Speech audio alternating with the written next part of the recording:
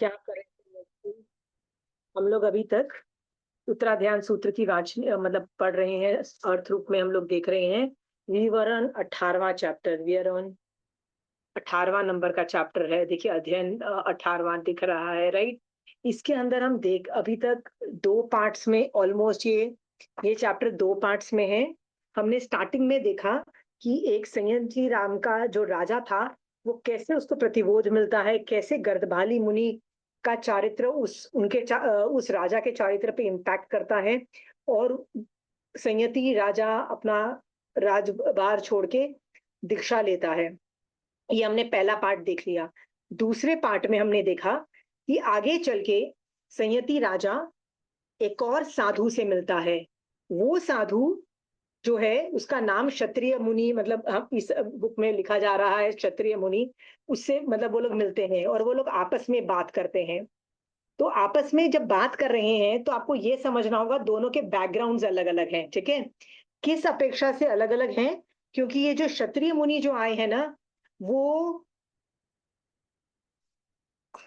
ज्ञान जो है ना उनको जाति स्मरण पहले हुआ। जाति स्मरण से उनको उन्होंने पिछले भव का अपना ज्ञान, अपना धर्म, अपना चारित्र, ज्ञान दर्शन चारित्र देखा। उससे उनको इंटरप्रिटेशंस की और उन्होंने धर्म जाना उससे। सो दोनों के बैकग्राउंड्स भी अलग अलग हैं। इतना होने के बावजूद भी बहुत अच्छी धर्म पाल रहे हैं दोनों, बहुत ही वंडरफुल। अब दोनों अनजान है, न लेना ना देना होता है ना। कई बार हम भी किसी कहीं उपाश्रय में जाते हैं, किसी के साथ मिलते हैं, तो हमको ना उनका नाम पता होते हैं, ना पता होता है कहाँ से आए हैं, कौन है, हमको भी कुछ नहीं पता होता। फिर भी हमको उनसे मिलके बहुत अच्छा लगता है। समझ लो ये दोनों भी वैसे ही हैं, अनजान, कुछ पता नहीं कौन किसका लेना देना है। आते हैं और आपस में उनमें एक चीज कॉमन है। वो कॉमन क्या है? दोनों जैन धर्म पालते हैं। तो आपस में उन लोगों में वार्तालाप होती है। तो वार्तालाप में अभी तक हमने जो जो देखा ना, मैं वो जस्ट पढ़ के बता।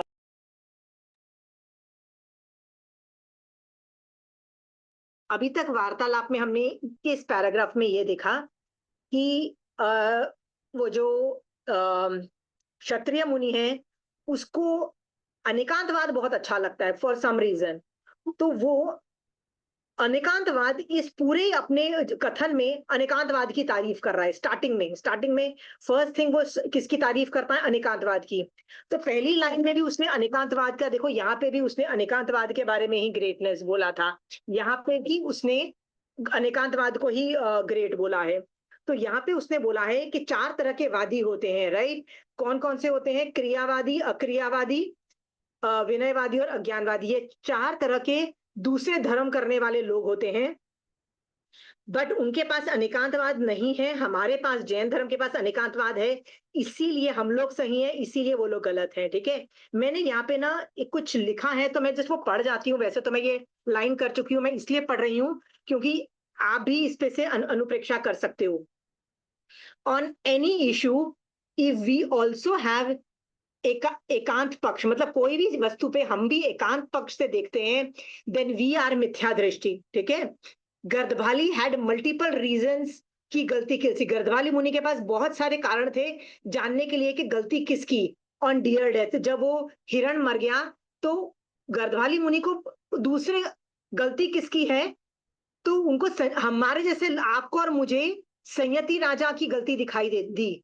लेकिन गर्दभाली मुनि के पास एकांत दृष्टि नहीं थी आपकी और मेरी तरह। कैसी दृष्टि थी?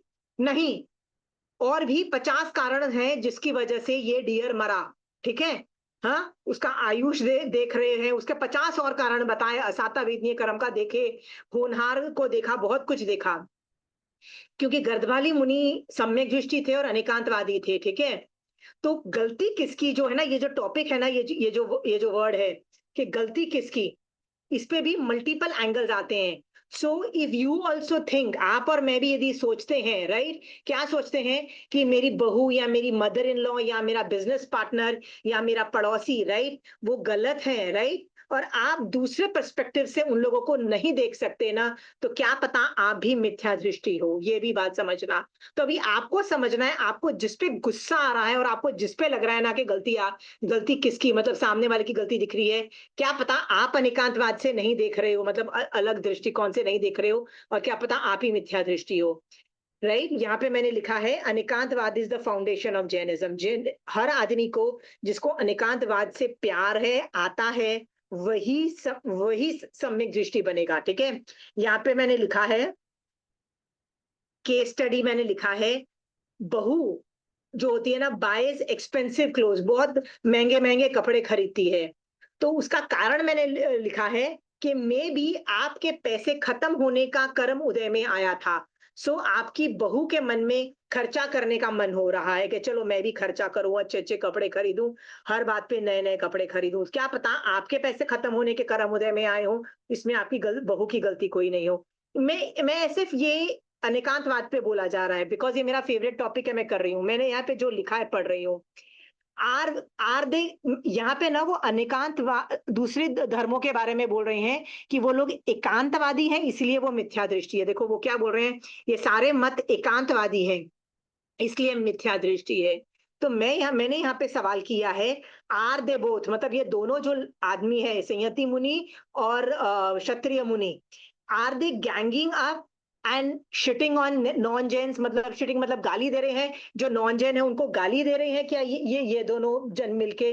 क्योंकि हम भी जब मिलते हैं ना, यदि हम दो जैनी मिल गए तो हम भी जो नॉन जैन है या दूसरे लोगों को गाली देते हैं बैठ के। तो क्या ये दोनों साधु गाली दे रहे हैं नॉन जेन्स को? तो आंसर मेरा ये है नो, इट्स एन ज्ञान डिस्कशन, ज्ञान से वो लोग डिस्कस कर रहे हैं और कंक्लूड क्या कर रहे हैं, ग्रेटनेस ऑफ अनेकांतवाद के, हमारे जैन धर्म में जो अनेकांतवाद है ना, उससे बढ़िया कुछ चीज नहीं है। सो बेसिकली आप गाली नहीं दे रहे हो नॉन जेन्स को, आप ज्ञान से डिस्कशन कर रहे हो, और उसमें तुम्हारा कंक्लूजन यदि ये है कि अनेकांतवाद ग्रेट है, जैन धर्म ग्रेट है, तो वो गलत नहीं है, वो एक एकेडमिक कंक्लूजन है। एकेडमिक मतलब ज्ञान से पे चिंतन करके आपने चीज निकाली है, तो वो गलत नहीं है।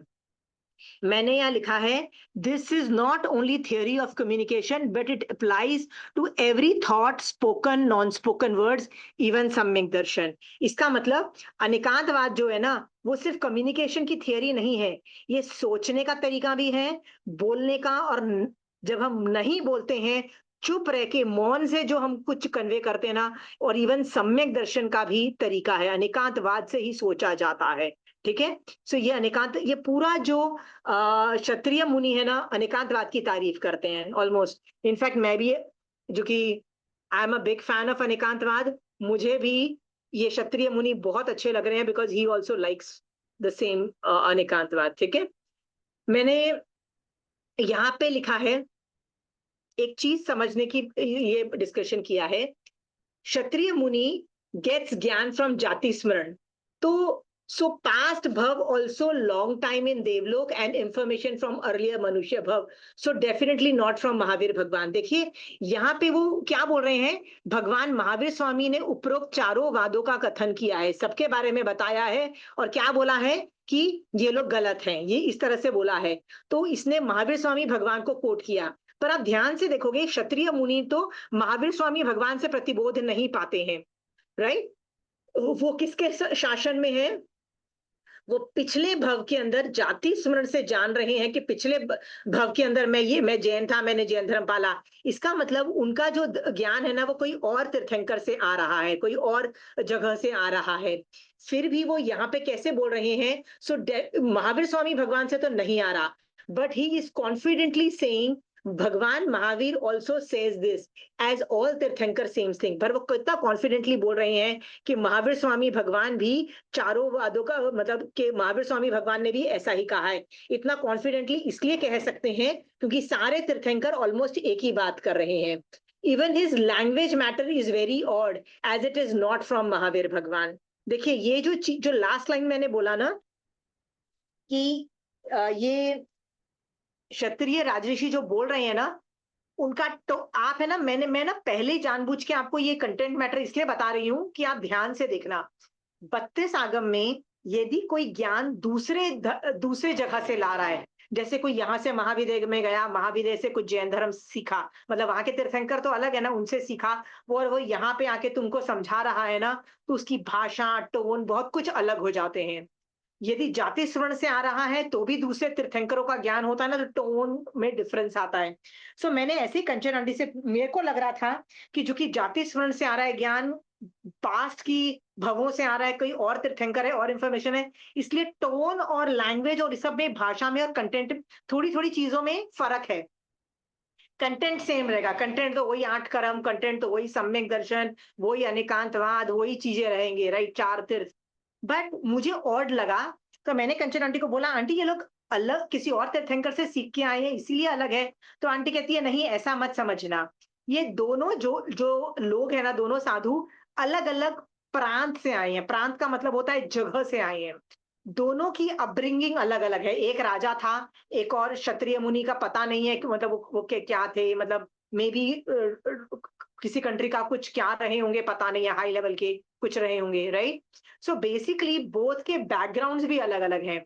सो कंचन आंटी मुझे बोलती है, आशिमा जब तुम बोलती हो और बात करती हो ना, तो उसमें ना पंजाबी का एक्सेंट आता है, पंजाबी के सोचने का तरीका आता है।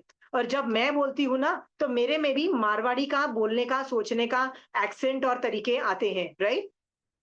सो हम दोनों के यदि तरीके अलग है ना, क्योंकि हमारी जगह अलग है, परवरिश अलग है, बैकग्राउंड्स अलग हैं, तो उसमें सोचने के तरीके अलग अलग हो जाते हैं, राइट। इसी वजह से वैसे ही इन दोनों के बारे में भी समझना कि ये दोनों अलग अलग के आए हैं, तो वो डिफरेंस समझना। ऐसे मत समझना कि ये दोनों अलग अलग अलग तीर्थंकर से ज्ञान लेके आए हैं इसलिए अलग अलग है। ठीक है, ये चीज मैं आपको इसलिए हाईलाइट कर रही हूँ कि आप यदि आगम इतने सालों से पढ़ना चालू कर चुके हो ना, तो आपको टोन में भी फर्क दिखाई देगा, टोन, भाषा और कंटेंट मैटर में भी फर्क पता लगेगा।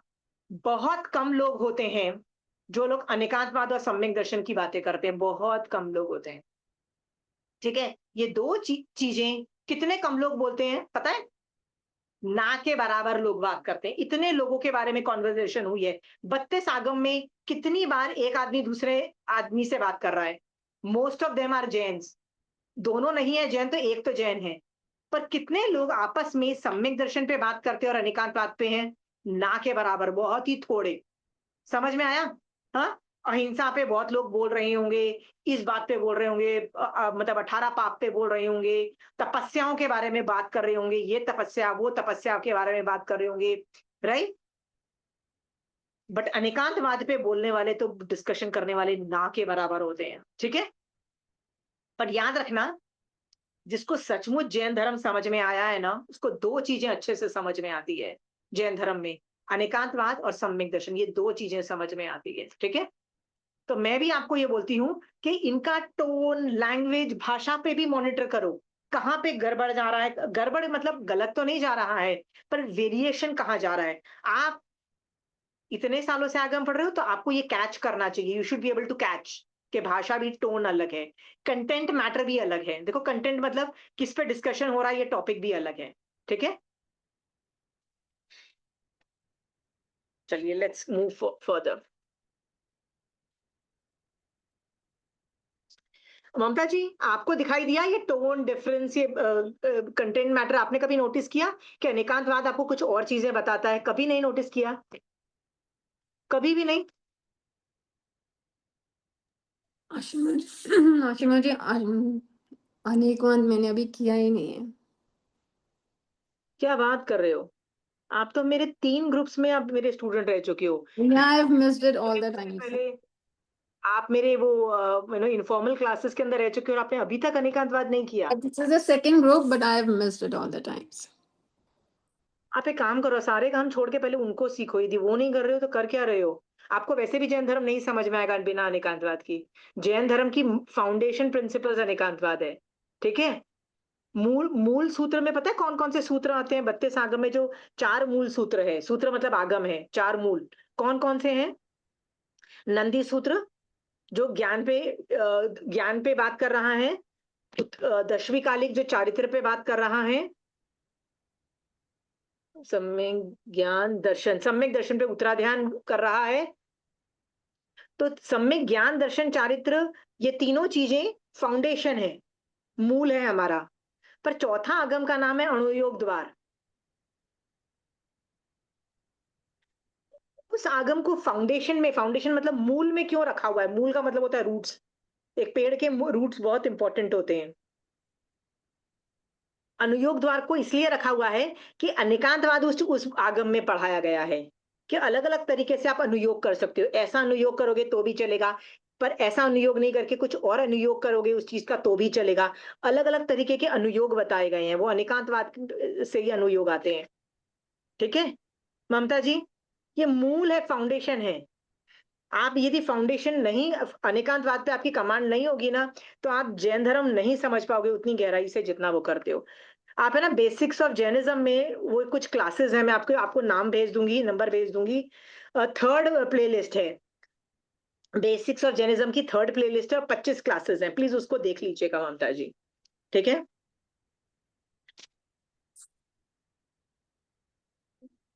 ठीक है, चलिए आगे बढ़ते हैं। जो मनुष्य पाप करने वाले हैं अर्थात असत प्ररूपना और हिंसादि पाप कर्म से प्रवृत्ति करने वाले हैं, वे घोर अंधकार वाले भयानक नरक में पड़ते हैं जाते हैं और शुद्ध चारित्र रूप आर्य धर्म का आचरण करके जीव देवगति को प्राप्त होता है। यानी गंदे कर्म करने वाले गंदी जगह जाते हैं, अच्छे कर्म करने वाले देवलोक में जाते हैं। इसलिए पाप कर्म का तथा मिथ्या पक्ष का त्याग करके सत्य परूपणा एवं आर्य धर्म का अनुसरण करना चाहिए। ठीक है? ये स्वर पाप और पुण्य दोनों एक्टिविटीज को जान करके आर्य धर्म मतलब जैन धर्म का अनुसरण करना चाहिए। ये संवर भावना आ गई। ठीक है? हम लोग को क्या लगता है कि जब हम पाप करते हैं ना, आपकी और मेरी ये धारणा है, क्या धारणा है कि हमने कुछ पाप कर लिया। वी थिंक हम जो पाप कर रहे हैं, no one comes to know, right? किसी को पता ही नहीं लगा। यदि किसी को पता नहीं लगा, ममता जी, आपको आपने कुछ पाप किया या मैंने कुछ पाप किया और मुझे लगता है यार कमरा बंद करके मैंने किया, किसी को पता ही नहीं लगा, तो क्या प्रॉब्लम हुई, राइट? हम ये भूल जाते हैं कि कर्म तो आके चिपक गए ना, वो तो अपना फल देंगे ना, वो तो मेरा बाजा बजाएंगे ही ना। ये बात हम संवर भावना में सीखते हैं कि जो भी आप पाप कर लोगे, चाहे छुपके कर लोगे, भोगना पड़ेगा। ये सोच करके पाप मत करो, रोको, पाप को उसी वक्त रोक दो, उसको संवर भावना बोलते हैं। ठीक है? और संवर भावना में एक और भी चीज है, आपको बहुत 18 पाप को त्यागने की जरूरत नहीं है। 18 पाप में से आपने एक पाप को भी टाल दिया, ठीक है, वो धर्म का शरणा बन जाता है। मैंने ये स्टोरी कितनी बार बोली है कि वो जो एक दो मासा सोने वाली वो स्टोरी है ना, दो मासा सोना लेने के लिए एक आदमी रात को निकलता है और राजा उसको दबोच लेता है। ठीक है? बोलता है भैया तू तो चोर है, और उसको पकड़ पकड़ लेता है। अब चोरी करने वालों को तो मृत्यु दंड मिलती है या कोई दंड मिलेगा। अब वो सोचता है कि मैं किस मुंह से बताऊं ये वाली बात कि मैं इस मंत्री मतलब राजा के मंत्री का ही बेटा हूँ, राइट, जो सब हाईएस्ट मिनिस्टर था। कहता है लेकिन मैं और दो मासा सोने के लालच में मैं रात भर के मैं चोर नहीं हूँ। तो सर वो बोलता है वो करूंगा तो इज्जत जाएगी, पर झूठ मतलब झूठ बोलूंगा तो मृत्यु दंड मिलेगी। तो ऐसा सोचता है कि चलो सत्य का शरण लेता हूँ। जब मरने वाली हालत होती है ना, सत्य का शरण वो कैसे लेता है, वो सच बोल देता है कि हाँ मेरा बाप मंत्री था, मैं उसका बेटा हूँ, और खाने पीने के इतने लाले पड़ चुके हैं कि मैं दो मासा सोने के लिए ये सब हरकतें कर रहा हूँ। तो जब राजा को पता लगता है ना, तो राजा को याद आता है कि वो मंत्री ने मेरी कितनी मदद की थी। उस प्यार में वो बोलता है कि तू चिंता मत कर, ठीक है, तू जो मांगेगा ना मैं तेरे को दूंगा, ठीक है, तू मांग, मतलब डोंट यू वरी, तेरे पास प्रॉब्लम्स है ना, तेरे को पैसे चाहिए, तू जो मांगेगा मैं तेरे को देता हूँ। तो कहता है ठीक है थोड़ा टाइम दो, मैं पे करता हूँ, राइट। और आगे चल के उसको वैराग्य आता है और वो समभावों में जाता है कि नहीं, मैं संतोष मिल गया, मुझे कुछ और नहीं चाहिए। वहीं पे उसको केवल ज्ञान होता है। ये प्रत्येक बुद्ध की स्टोरी आती है। बेसिकली कहा जाता है उसने सिर्फ किसकी शरण में गया, सत्य बोलने की। 18 पाप में एक है ना सेकंड वाला, असत्य वचन नहीं बोलूंगा, संवर में गया उसके, राइट। असत्य वचन का संवर क्या होता है, सत्य बोलना। उसमें गया और आपको सबको 18 पाप नहीं रोकने, आप उनमें से एक को भी रोकते हो ना, आप कहां से कहां निकल जाओगे। Start small.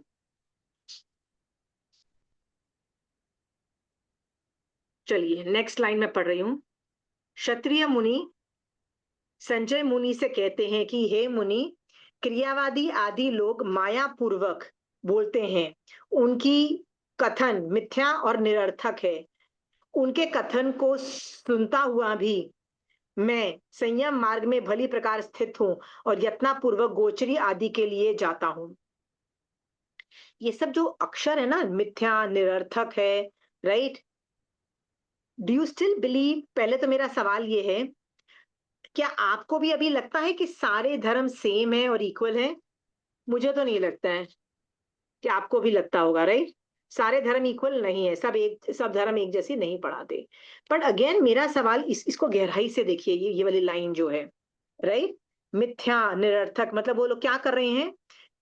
दूसरे धर्मों को बोलते हैं, एक मिनट, माया पूर्वक बोलते हैं, और उनका कथन मिथ्या और निरर्थक है। मैंने यहाँ पे क्या लिखा है, ये सारी फैक्चुअल डेटा दे रहे हैं यहाँ पे। ये लोग गाली नहीं दे रहे हैं, मतलब दोनों जो क्षत्रिय मुनि और संयति मुनि थे ना, गाली नहीं दे रहे हैं नॉन जेन्स को, ठीक है?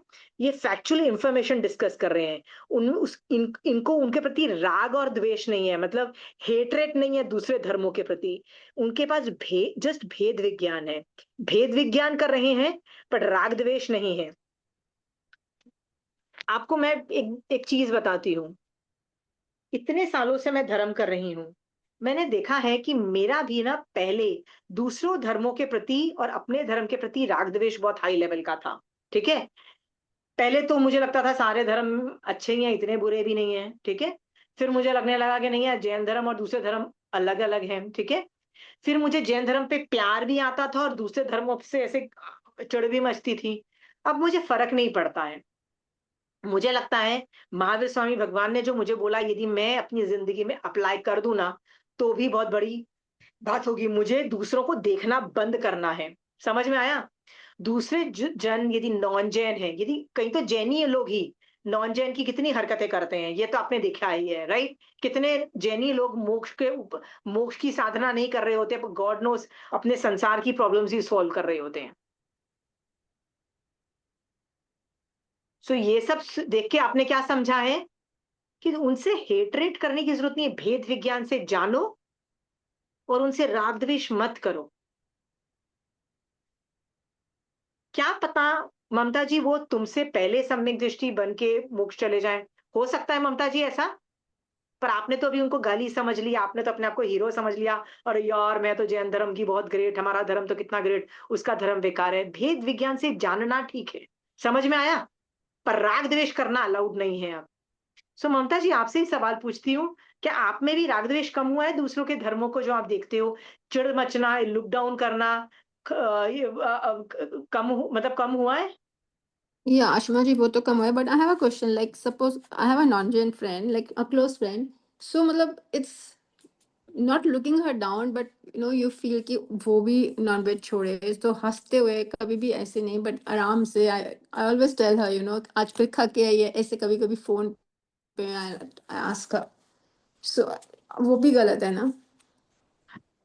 सी जो ये सब नॉनवेज नहीं खाना और ये सब जो आप बोल रहे हो ना, ये चारित्र के अंतर्गत आता है, मतलब एक्शन के अंतर्गत आता है। तो उसका चारित्र नहीं है, मैं बात समझ सकती हूँ, ठीक है ममता जी? और आप उसको प्रतिबोध दे रहे हो और बोल रहे हो कि यार नॉनवेज क्यों खा रही है, छोड़ दे। तो आप भी अच्छा कर रहे हो ममता जी, विच इज वेरी गुड। समझ में आया? तो आप दोनों गलत नहीं कर रहे हो। बट एक बात आप भी समझना, चारित्र कोई आसान चीज नहीं है, ठीक है? चारित्र कोई आसान चीज नहीं है, ठीक है? चारित्र अपने टाइम पे आता है, राइट? समय से पहले भी नहीं आता है, ठीक है? समवाय क्या बोलता है, पांच समवाय क्या बोलता है? जब काल परिपक्व होगा तब होगा। तो मुझे नहीं पता है उस आपकी फ्रेंड को का कब काल परिपक्व होगा, जब उसको समझ में आएगा कि यार नॉनवेज छोड़ दूं। पर आप अपना ये जो होता है ना, प्रतिबोध देना बंद मत करो, ठीक है? क्या पता आपके प्रतिबोध देते देते कभी कभी कई बार वो आपकी तारीफ कर जाए और बोले यार कुछ नहीं हो ममता जी, मेरी फ्रेंड ममता अच्छी सही बोल रही है कि ये सब छोड़ दो। हाँ, और क्या पता वो छोड़ भी दे, ठीक है?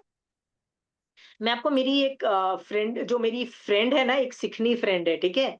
तो सिख रिलीजन में होते हुए वो उसने जो कि अमृत चखा हुआ है, जो अमृत चखते हैं ना जो सिख रिलीजन में, वो ना जैनी से भी ज्यादा, मतलब सम्यक दृष्टि श्रावक की तरह होते हैं, ठीक है? तो वो मिक्स्ड किचन में भी नहीं खाती है, मिक्स्ड किचन तो क्या, वो वेजिटेरियन किचन में भी बाहर का नहीं खाती है।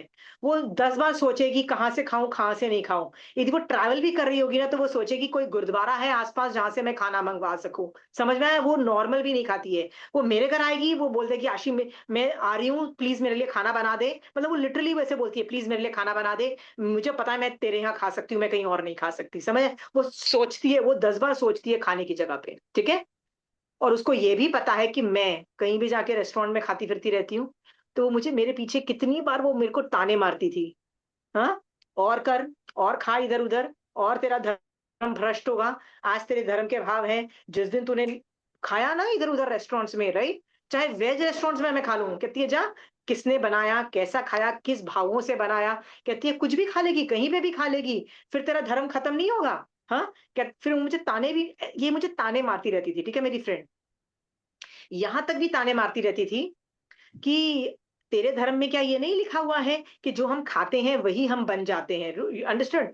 अब खाती रहे, कहीं से भी खाती रहे, हर रेस्टोरेंट में खाने चली जाती है, हर जगह पार्टी करने चली जाती है, हर जगह खाती है। कहती है घर से खा के नहीं जा सकती है, राइट? क्या घर में खाना हुआ नहीं बना पड़ा होता है? कहते हर घर में खाना बना होता है, राइट?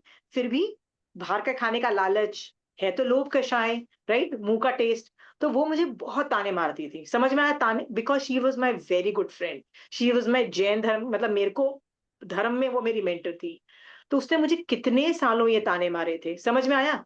सोच के देखो, ममता जी, जो आप कर रहे हो ना, वो मुझे करने की कोशिश कर रही थी। ठीक है ममता जी? मेरे को आज भी अखरता है कि मैं कहीं भी खाती-फिरती रहती हूँ। समझ में आया ममता जी? अभी थोड़े दिन पहले मैंने मिक्स्ड किचन का ऑलमोस्ट 1 हफ्ते का व्रत लिया, फिर मैं उसको एक्सटेंड भी कर रही थी। जैसे आज मैंने फिर से मिक्स्ड किचन का व्रत ले लिया है, ठीक है?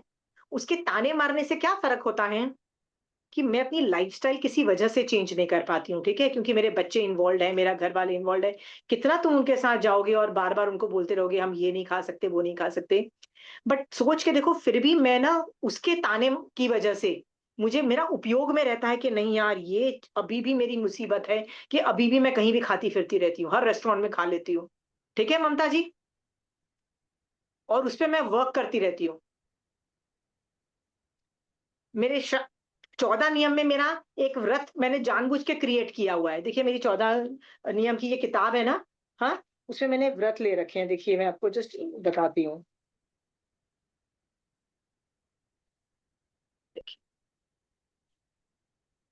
देखिए ये मेरे 14 नियम की मेरी किताब है। इसमें मैंने एक्स्ट्रा लिख रखा है, आउटसाइड फूड, राइट? कि घर के बाहर का खाना, मतलब कोई भी रेस्टोरेंट का है। मिक्स्ड किचन का मैंने ये लिखा लिखा हुआ है कि मिक्स्ड किचन का त्याग है मेरा, ठीक है? ये 2 दिन, राइट? ये मैं इसलिए मैं ये दोनों टिक रोज़ लिखती हूँ कि रोज़ का रोज़ देखती हूँ। कई बार होता है कि अरे आज आज पार्टी में जाना है, अरे आज तो बाहर का भी खाना पड़ेगा, तो मैं व्रत नहीं ले सकती। अरे आज तो मिक्स्ड किचन भी खाना पड़ेगा, तो मैं व्रत नहीं लेती हूँ। पर मेरी कोशिश होती है कि मैं ये दोनों व्रत लूँ, और मैंने ये रोज़ मैं लिखती हूँ। मतलब 14 नियम में इसका नाम नहीं है, फिर भी मैंने ये एक्स्ट्रा एडेड करके लिखा हुआ है ममता जी, सोच के देखो।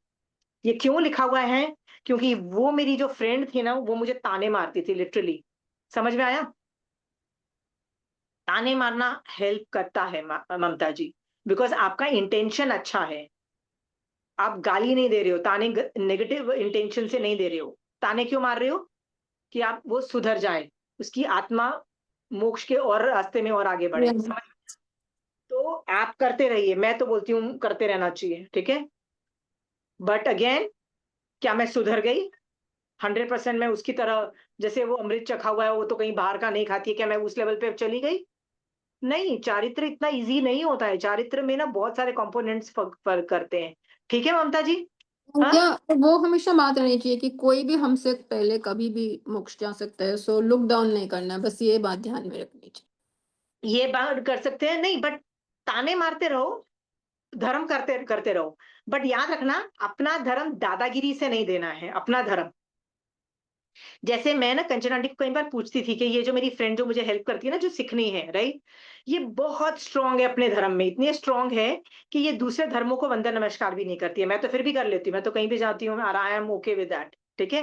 क्योंकि मैं अपने अनेकांतवाद से देख के सम्यक दर्शन को किसी तरह से जस्टिफाई कर देती हूँ, ठीक है? बट ये बड़ी स्ट्रांग है, ये तो कहीं नहीं करेगी, ये तो जैनिज़्म में भी आ जाएगी ना, ये मेरे महाराज साहब को वंदन नमस्कार नहीं करने वाली है, Ashma ठीक ji, है? she came to Chandigarh. And इसकी एक वो थी कि when I come I want to, मैं तेरे गुरुजी के दर्शन करूंगी, and she came went with me to Panchkula और उनके दर्शन किए, शी सैट टू द प्रवचन and she was really impressed. And एक एक वहाँ पे वो थे जो वो कर रहे थे, which जो ईयर का होता है फास्टिंग और फॉर द ईयर, वर्षिता, वर्षी तब कर रहे थे। उसने सारा उनसे समझा आप कैसे करते हो क्या करते हो, शी वाज रियली इन आओ एंड वो अनुमोदना कर रही थी उनकी।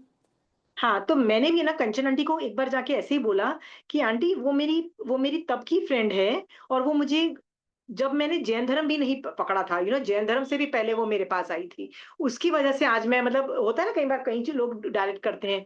सो मैंने कहा वो मेरी तब की फ्रेंड है, और हम दोनों में एक डील है कि हम लोग फिलोसफी को डिस्कस करते हैं। पर मैं कभी ये नहीं बोलती हूँ कि महावीर स्वामी भगवान ने बोला, वो कभी ये नहीं बोलती है कि मैं अपने गुरु ग्रंथ साहब से बोल रही हूँ, ठीक है? ऑब्वियसली मैं बोलूंगी तो आगम से बोलूंगी, वो बोलेगी तो गुरु ग्रंथ साहब से बोलेगी। पर हम दोनों एक दूसरे को जबरदस्ती फोर्स करके अपना अपना धर्म नहीं करवाना चाहते। सो मैंने ना एक बार कंचन आंटी को ऐसे ही बोला कि कंचन आंटी, उसने मेरी इतनी मदद की है, जैन धर्म में भी मुझे स्ट्रांग रखती है, तो मैं उसकी कैसे मदद कर सकती हूँ कि वो सम्यक दृष्टि बने। पर वो, मैं उसको ये नहीं बोल सकती, महावीर स्वामी भगवान का नाम नहीं ले सकती, मैं अपने महाराजा का नाम नहीं ले सकती, क्योंकि मुझे पता है वो शी विल नॉट, मतलब दिस थिंग। तो आंटी के वर्ड्स ऐसे थे कि आशिमा, पहले तो ना तुम अपने मैत्री भावना रखो कि जल्दी से जल्दी सम्यक दृष्टि बन के मुक जाए। फिर दूसरी बात, एक और दो तीन चीजें याद रखो। यदि वो तुमको अपने जैन धर्म में टिकाए रखने में हेल्प करती है ना, तो क्या उसकी निर्जरा नहीं हो रही? क्या उसको सम्यक दर्शन की स्पर्शना इस वजह से नहीं हो सकती है? ठीक है? जब हम किसी को जैन धर्म में टिका के भी रखते हैं ना, तो वो भी निर्जरा का कारण बन सकता है। होता है ना सुपात्रदान की। तो आंटी कहती है वो यदि तेरे को टिका के रखती है ना, तो सम्यक दृष्टि जीव को सम्यक दर्शन में टिका के रखने के लिए भी उसको सम्यक दर्शन हो जाएगा, राइट? और वो अंदर से तो बोलती है ना कि आशी, तू अब तेरा धर्म बहुत स्ट्रांग है, तू जो तेरे जो भगवान बोलते हैं वो कर, राइट? वो बार बार, यदि मैंने उसको बोला, हाँ वो ये मुझे बार बार बोलती है, वो कभी नहीं बोलती सिख धर्म अपना। वो बोलती है तेरे धर्म में भी ये लिखा है, तेरे धर्म में भी ये लिखा है। वो ऐसे बोलती रहती है। सो उस एंगल से ना उसका भी सम्यक दर्शन बहुत फास्ट होगा, वो भी जल्दी मोक्ष में निकल जाएगी। समझ में आया? हम लोग कभी एक दूसरे को ये नहीं बोलते हैं कि, मैं उसको ये नहीं बोलती तू जैन बन जा, या जैन बुक खोल के नहीं दिखाती, राइट? वो भी ना अपनी बुक्स खोल के दिखाती है, वो भी अपनी बात बोल देती है, ठीक है ममता जी? बट या हम लाइक मैंने दोनों, उसको कभी नहीं बोला तू आके दर्शन कर, आई जस्ट टू, मैं तो बस उसको बताती थी गुरुजी ये बोलते हैं, सो उसके अंदर खुद से आया कि मेरे को दर्शन करने हैं। तो उसके अंदर यदि जैन धर्म के प्रति, वाओ के जैन धर्म बहुत अच्छा है, ये गुरु जो लोग होते हैं, जैनी गुरु होते हैं, बहुत ग्रेट लोग होते हैं, ये जो साधना कर रहे हैं बहुत अच्छे होते हैं, उनके प्रति जो अहोभाव भी आया है, क्या पता वो सम्यक दर्शन क्रिएट कर जाए उनको। तो आप जो कर रहे हो बिल्कुल सही कर रहे हो, ठीक है? पर फोर्स मत करना, सामने वाले को, अन्य तिथि को कभी फोर्स नहीं किया जाता है, ठीक है? आई एम वेरी हैप्पी कि आपके ऐसे दोस्त हो और आप उनको चेताते हो, super happy about that. Again, हम मैं ये जस्ट ये लाइंस बोलना चाहती थी कि दूसरे वादी जो है, दूसरे धर्म जो है ना, सेम नहीं है, इक्वल नहीं है, ठीक है? ज्ञान से तुम इस पे डिस्कशन करके बोल सकते हो कि ये गलत है, ज्ञान से। पर राग द्वेष नहीं रख सकते। भेद विज्ञान ज्ञान से आता है, पर उनको गाली नहीं देना है और राग द्वेष नहीं करना है। समझ में आ गया आपको?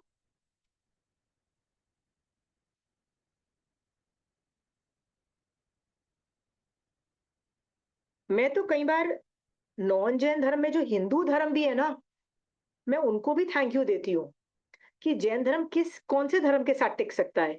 हम सिर्फ हिंदूज के साथ सरवाइव कर सकते हैं, आपको पता है ये वाली बात? हम कुछ धर्म ही है जिनके साथ हम टिक सकते हैं। कौन कौन से धर्मों के साथ टिक सकते हैं? हिंदूज के जितने भी धर्म है ना, हम उनके साथ टिक सकते हैं। क्यों?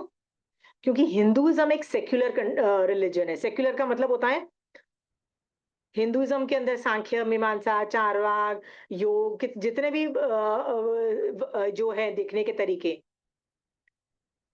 सब एक दूसरे को बोलते हैं you are allowed to practice your thing, we respect you. वो तुमको स्टॉप नहीं करते हैं।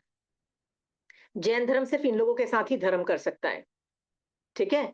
तो मैं कई बार बोलती हूँ हमारी पॉपुलेशन तो हमेशा थोड़ी सी ही रहेगी, पर ये लोग सेक्युलर है ना, इसीलिए हम लोग उनके साथ सरवाइव कर सकते हैं, ठीक है? सो उस एंगल से मैं उनको भी थैंक यू कर सकती हूँ, दूसरे धर्मों को भी मैं थैंक यू करती हूँ। हाँ, यस एकांत दृष्टि है, यस मिथ्या दृष्टि है, बट स्टिल थैंक यू कि मेरा धर्म आप लोगों के साथ ही सरवाइव कर सकता है। मेरे धर्म के जो श्रावक हैं या साधु हैं, आप लोगों के साथ ही सरवाइव कर सकते हैं। So thank you for that.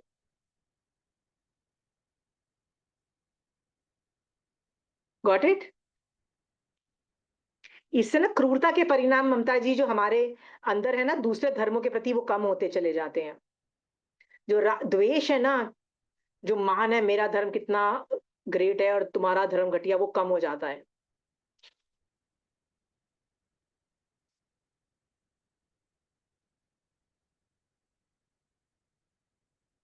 ये सब वादी लोग मेरे जाने हुए हैं, ये सब मिथ्या दृष्टि अनार्य हैं, ठीक है। यहाँ पे देखो, यहाँ पे क्या लिखा है, calling nonsense as wrong is okay. हम लोग दूसरों को गलत है ऐसा बोल सकते हैं। क्यों बोल सकते हैं? क्योंकि वो सचमुच गलत है, right. So calling nonsense as wrong is okay. समझ में आया? उनके मुंह पे नहीं बोल रहे हैं, ज्ञान से अंदर अपने अपने सिस्टम में बोल रहे हैं, ठीक है। ये सब मिथ्या दृष्टि अनार्य है। परलोक विद्यमान है और इनमें से मैं अपनी आत्मा को सम्यक प्रकार से जानता हूं, ठीक है। परलोक से आए हुए होने से परलोक का अस्तित्व होता है, होने से मैं अपने और दूसरों की आत्मा को भली भांति जानता हूं, ठीक है। नेक्स्ट लाइन ये है, क्षत्रिय राजऋषि कहते हैं कि मैं ब्रह्म देवलोक से महाप्राण नामक विमान में ध्रुति देवों की क्रांति से युक्त देव था, और यहाँ की 100 वर्ष आयु के साथ जिसकी उपमा दी जाती है, ऐसे देवों की पल्योपम और सागरोपम की स्थिति कही जाती है, वैसे वर्ष शतोपमा वाली मेरी आयु थी। अर्थात जैसे इस समय इस श्लोक में 100 वर्ष का विशिष्ट आयु मानी गई है, उसी प्रकार उस देवलोक में मेरी भी उत्कृष्ट आयु भी, अर्थात मेरी आयु 10 सागरोपम परिमाण थी। मतलब he is just introducing himself. वहां की 10 सागरोपम की स्थिति भोगने के बाद ब्रह्म देवलोक से चलकर मैं मनुष्य के भव में आया हूँ, और मैं अपनी और दूसरों की आयु को जैसा है वैसे यथार्थ जानता हूँ। ये बस अपना इंट्रोडक्शन बता रहा है कि मैं कहाँ से ज्ञान लाया हूँ, ठीक है। ये हम कर सकते हैं, मतलब अपना इंट्रोडक्शन दे सकते हैं एक दूसरे को, ठीक है। यहां से नेक्स्ट 4 पैराग्राफ्स में क्षत्रिय मुनि संजय मुनि को एक्सप्लेन करते हैं कि दूसरे धर्मों को छोड़ दे और अपने धर्म दृढ़ता पूर्वक कर। ये आगे समझाने की कोशिश कर रहे हैं। कौन? क्षत्रिय ऋषि संयति मुनि को कहते हैं। चलिए वो लाइंस पढ़ते हैं। क्षत्रिय राज ऋषि संजय मुनि से कहते हैं कि संयत यानी साधु को चाहिए कि क्रियावादी अक्रियावादी वादियों को नाना प्रकार की रुचि और अपनी बुद्धि से कल्पित भिन्न भिन्न प्रकार के अभिप्रायों का सर्वथा त्याग कर दें, और जो हिंसा झूठ और अनार्यकारी पाप कार्य है उन सब को सर्वथा एवं सर्वत्र त्याग कर दें, और इस प्रकार सम्यक ज्ञान को अंगीकार करके संयम मार्ग में प्रवृत्ति करें। मतलब अन्य धर्म को छोड़ दें। देखो यहां मैंने लिखा है, टू जैन सम्यक दृष्टि persons agreeing with each other that other religion are wrong and should not be followed। आपस में यही डिस्कस कर रहे हैं कि दूसरे धर्म जो है ना गलत हैं और हमको उनको फॉलो नहीं करना चाहिए था। ये लाइंस में वो समझाने की कोशिश कर रहे हैं। याद रखना दोनों ही जैनी हैं। क्षत्रिय राजर्षि पुनः कहते हैं कि मैं शुभाशुभ फल सूचक सावध प्रश्नों के उत्तर से और गृहस्थ संबंधी सावध कार्यों से विचार विनिमय से निवृत्त हो गया हूं। क्यों? क्योंकि मैं साधु बन गया हूं ना, इसलिए। और रात दिन धर्म साधना में उद्यत रहा हूं। साधु जो होते हैं वो ये संसार के नॉनसेंस से निकल चुके हैं और साधना में रत रहते हैं। जो शुद्ध संयम का पालन करना चाहता है उन मनुष्यों को भी ऐसा ही करना चाहिए। इस प्रकार ज्ञान जानकर बुद्धिमान साधु को सदा तप संयम का आचरण करना चाहिए, ठीक है। बेसिकली वो वापस साधुपने को स्ट्रॉन्ग करने के लिए तारीफ करते हैं जैन धर्म की। नेक्स्ट है, हे मुनीश्वर, सम्यक प्रकार एवं शुद्ध चित्त से यदि तुम मुझसे किसी समय प्रश्न करो तो मैं तुम्हारे प्रश्नों का ठीक उत्तर दे सकता हूं, क्योंकि इस प्रकार का सारा ज्ञान जिन शासन में विद्यमान है, जो कि सर्वज्ञ भगवान ने फरमाया है, और उन्हीं ज्ञानियों की कृपा से मैं बुद्ध हूं, अतः तुम्हारे सारे प्रश्नों के उत्तर दे सकता हूं। जिन शासन में रहकर संयम का पालन करने से तुम भी बुद्ध हो सकते हो। देखो, ये बुद्ध का मतलब क्या है, पहले तो ये समझाओ। बुद्ध का मतलब क्या होता है?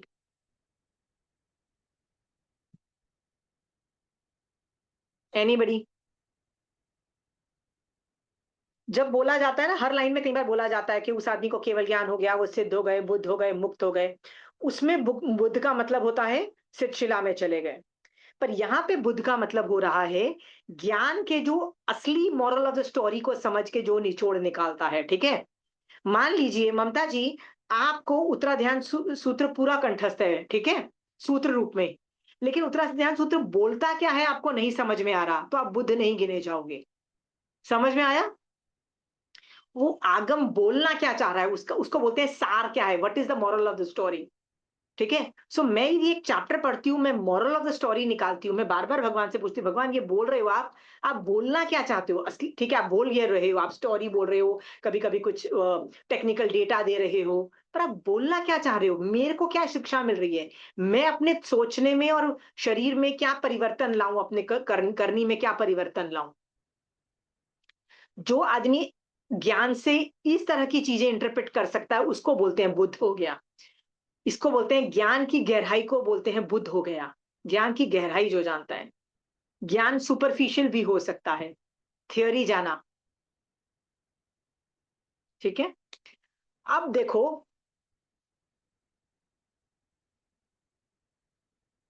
This level of confidence shows he has maximum और लॉट ऑफ ज्ञान ऑफ जिन शासन एंड श्रुतियान, मतलब ये जो क्षत्रिय मुनि थे, इनके पास जिन शासन का बहुत ज्ञान है, और ज्ञान होने से ये कोई भी तरह का जवाब दे सकते हैं। अरे वो क्या कॉन्फिडेंटली बोल रहे हैं कि तुम मुझसे कोई भी सवाल पूछोगे ना, मैं जवाब दे सकता हूं, क्योंकि मैं बुद्ध हूं। क्यों मैं बुद्ध हूं? क्योंकि जिन शासन के अंदर हर सवाल का जवाब होता है। अगेन मैं पूछती हूँ, जिन शासन में क्या संसारी चीजों, संसार के प्रॉब्लम्स का जवाब होता है? तो आंसर है हाँ, होता है। आप बोलोगे आगम में थोड़ी ना संसार के प्रॉब्लम्स का होता है। याद रखिएगा, संसार मार्ग में महावीर स्वामी भगवान ने उसके रूल्स बनाए हैं। क्या रूल्स बनाए हैं? भैया करना पड़ेगा, 17 पाप स्थानक तुम रोक नहीं पाओगे, क्योंकि तुम संसार में बैठे हो। सरवाइव करना पड़ेगा, सेल्फ डिफेंस में कर सकते हो। यस, सेल्फ डिफेंस में करोगे पाप तो लगेगा, सेल्फ डिफेंस में भी जो भी करोगे ऐसा होना है कि पाप नहीं लगेगा। बट जो कि वो सेल्फ डिफेंस में था, उसमें पाप का में जो रस और स्थिति ना के बराबर होगी। समझ में आया? आप सेल्फ डिफेंस में सामने वाले को मार डालते हो, राइट? कर्म बंद है, पर रस और स्थिति ना के बराबर है, क्योंकि वो सेल्फ डिफेंस को क्वालिफाई कर जाता है। फिर संसार मार्ग के और कितने रूल्स हैं जो भगवान बता रहे हैं, अलग अलग स्टोरी से, अलग अलग तरीके से बता रहे हैं। क्या बताते हैं? संसार मार्ग एवर चेंजिंग है, कॉन्स्टेंटली हर चीज चेंज होती रहती है, राइट? इसलिए दादागिरी मत मारो, लोगों को सुनाते मत रहो कि जब मैं छोटी थी तब ऐसा होता था तो तुम भी ऐसा करो। नहीं, there is no fixed rule. कोई फिक्स्ड रूल नहीं है संसार का। ये सारे बूढ़े लोग ये करते हैं, ठीक है। ममता जी, यदि आप भी 50+ हो गए हो ना, तो आप भी ऐसे ही करोगे। क्या करोगे? जो मैं छोटी थी, जो मैं करती थी, आप लोग भी ऐसे करो, ठीक है। पर महावीर स्वामी भगवान के ज्ञान से देखो कि भगवान ऐसा नहीं बोल रहे हैं, प्लीज मत करो, ठीक है ममता जी। महावीर स्वामी भगवान के टाइम में भी लव मैरिजेस होती थी, घर से भाग के लोग शादी कर लेते थे, अरेंज मैरिज, हर तरह की मैरिजेस हो रही है ना। स्वयंवर होता था। स्वयंवर का मतलब क्या होता है? मैं खुद एक वर चूज करती हूँ। अंडरस्टूड? इस लेवल की फ्रीडम एग्जिस्ट करती थी उस जमाने में भी, ठीक है। और हमारे हमारे जो बड़े थे वो हमको क्या बोलते थे? अरेंज मैरिज करो, ये लव मैरिज बेकार है, राइट? पर आगम में तो कई लोग ऐसे हैं जो चरम शरीरी हैं। वो क्या तेतली पुत्र था ना, उसकी लव मैरिज उसने की थी पोटीला से, लव मैरिज थी। चरम शरीरी था, और वो कंट्री का प्रधानमंत्री था, मतलब मोस्ट इंटेलिजेंट आदमी था, पर लव मैरिज कर रहा है, राइट? फिर लड़की भगाने के भी केसेस आते हैं। वो था ना, कृष्णा की एक बहन थी जिसकी शादी अर्जुन के साथ होती है, फॉरगेटिंग द नेम। तो भाग के शादी हुई है उन लोगों की भी, ऐसे बहुतों की भाग के शादी हुई है सिचुएशन में। श्रेणिक राजा की चेलना जो वाइफ थी ना, उसकी पता है वो कैसे शादी होती है? वो घर से भाग जाती है। घर से 2 बहनें बाकी होती है। चेड़ा राजा की 6 बेटियाँ होती हैं। चेड़ा राजा नहीं, हाँ, चेड़ा राजा की 6 बेटी होती है, लास्ट की 2 रह जाती है। तो जो दूसरी चेल्ला नहीं, जो दूसरी वाली होती है ना, उसका भी नाम मैं भूल रही हूँ। वो श्रेणिक को बोलती है, "प्लीज़ इधर आ जा, मैं भागना चाहती हूँ, मैं किसी और से शादी नहीं करना चाहती, मैं तेरे से शादी करना चाहती हूँ।" तो उसकी जो बहन होती है चेल्ला बोलती है, "यार फिर मैं अकेली रह जाऊँगी।" तो उसने बोला, "अपन दोनों भाग जाते हैं, दोनों उससे शादी कर लेंगे।" ऐसा डिसाइड होता है। तो रात को जब भागना होता है ना, तो वो नहीं आती है, किसी वजह से डिले हो जाता है, और चेल्ला आती है और वो चेल्ला को ही लेके भाग जाता है और चेल्ला की शादी हो जाती है, और आगे जाके चेल्ला है। आज देखो पूरे 32 आगम में चेल्ला का नाम आता है, ठीक है? उसका नाम नहीं आता है, उसकी शादी होती ही नहीं है फिर कभी। वो भाग के शादी कर रहे हैं ना, तो ये जो था श्रेणिक राजा, तीर्थंकर नाम गोत्र बाँधा इसने बाद में जाके, बहुत बाद में जाके, ठीक है? चेलना भी सम्यक दृष्टि थी, जब वो भाग के वो शादी कर रही है तब सम्यक दृष्टि थी, आपको पता है?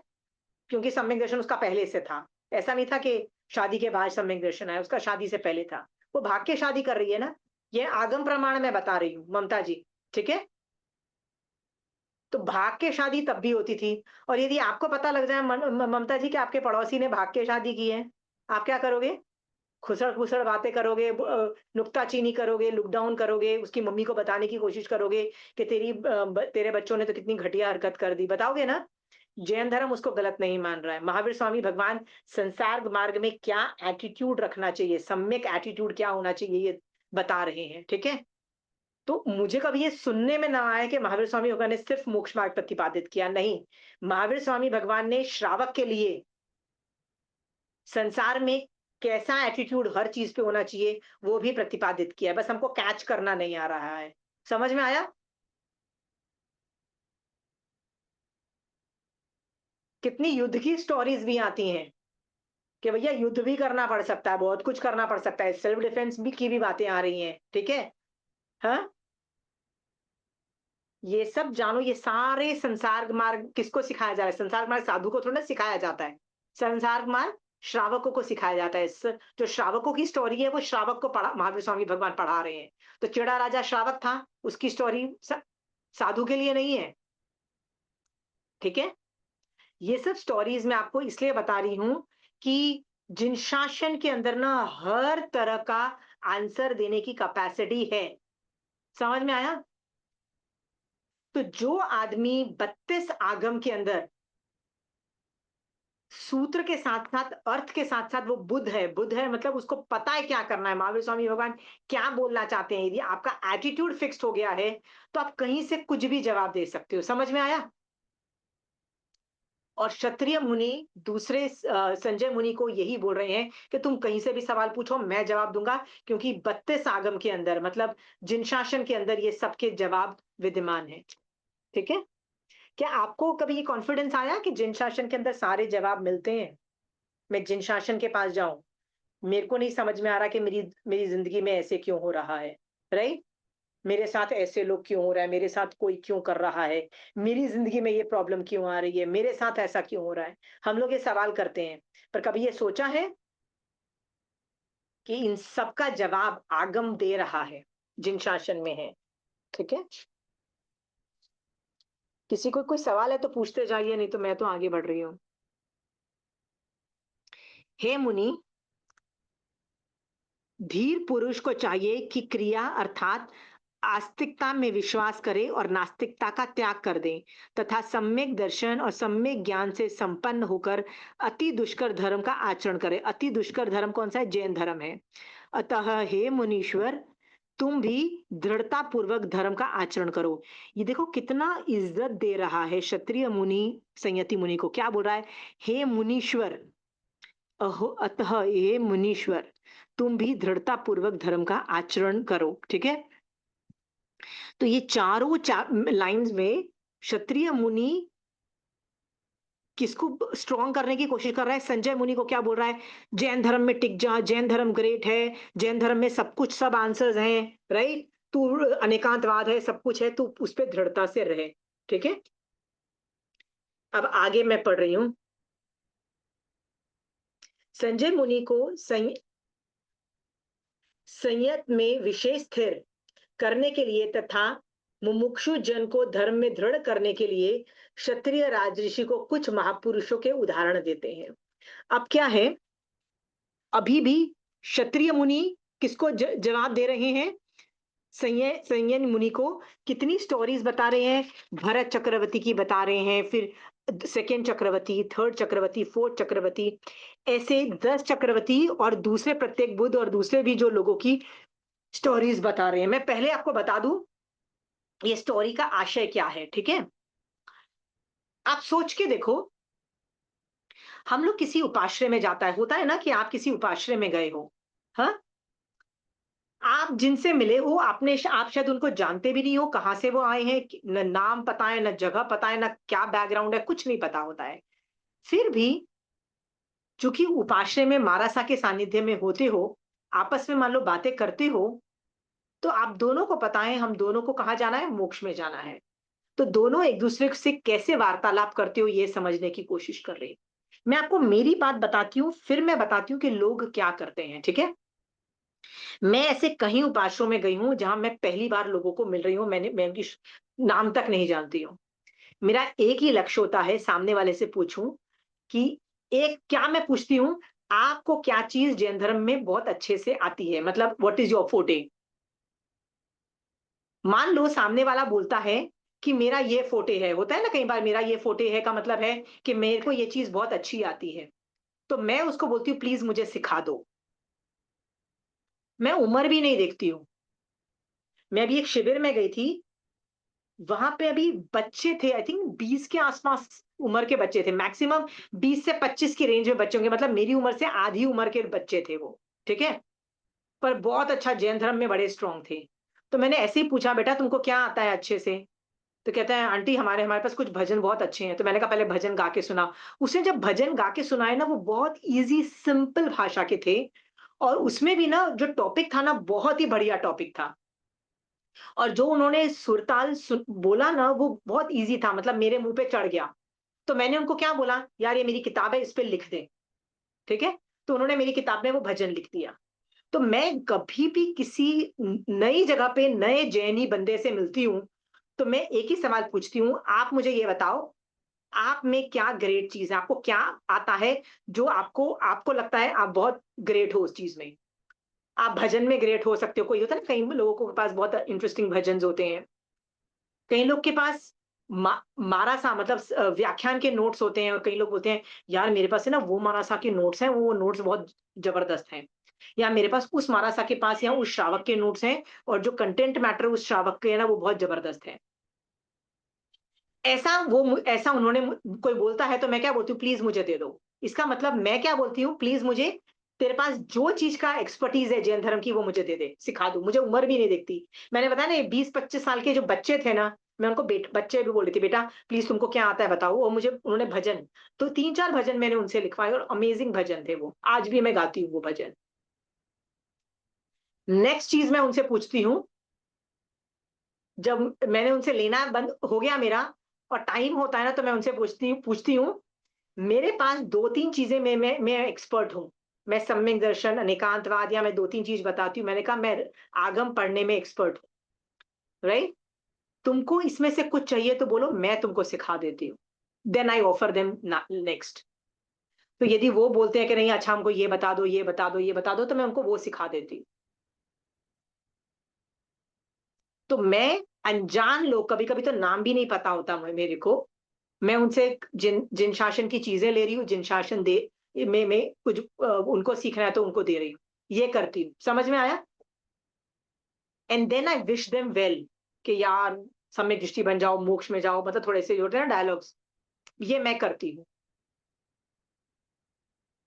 इस इस चैप्टर में 2 साधु मिले।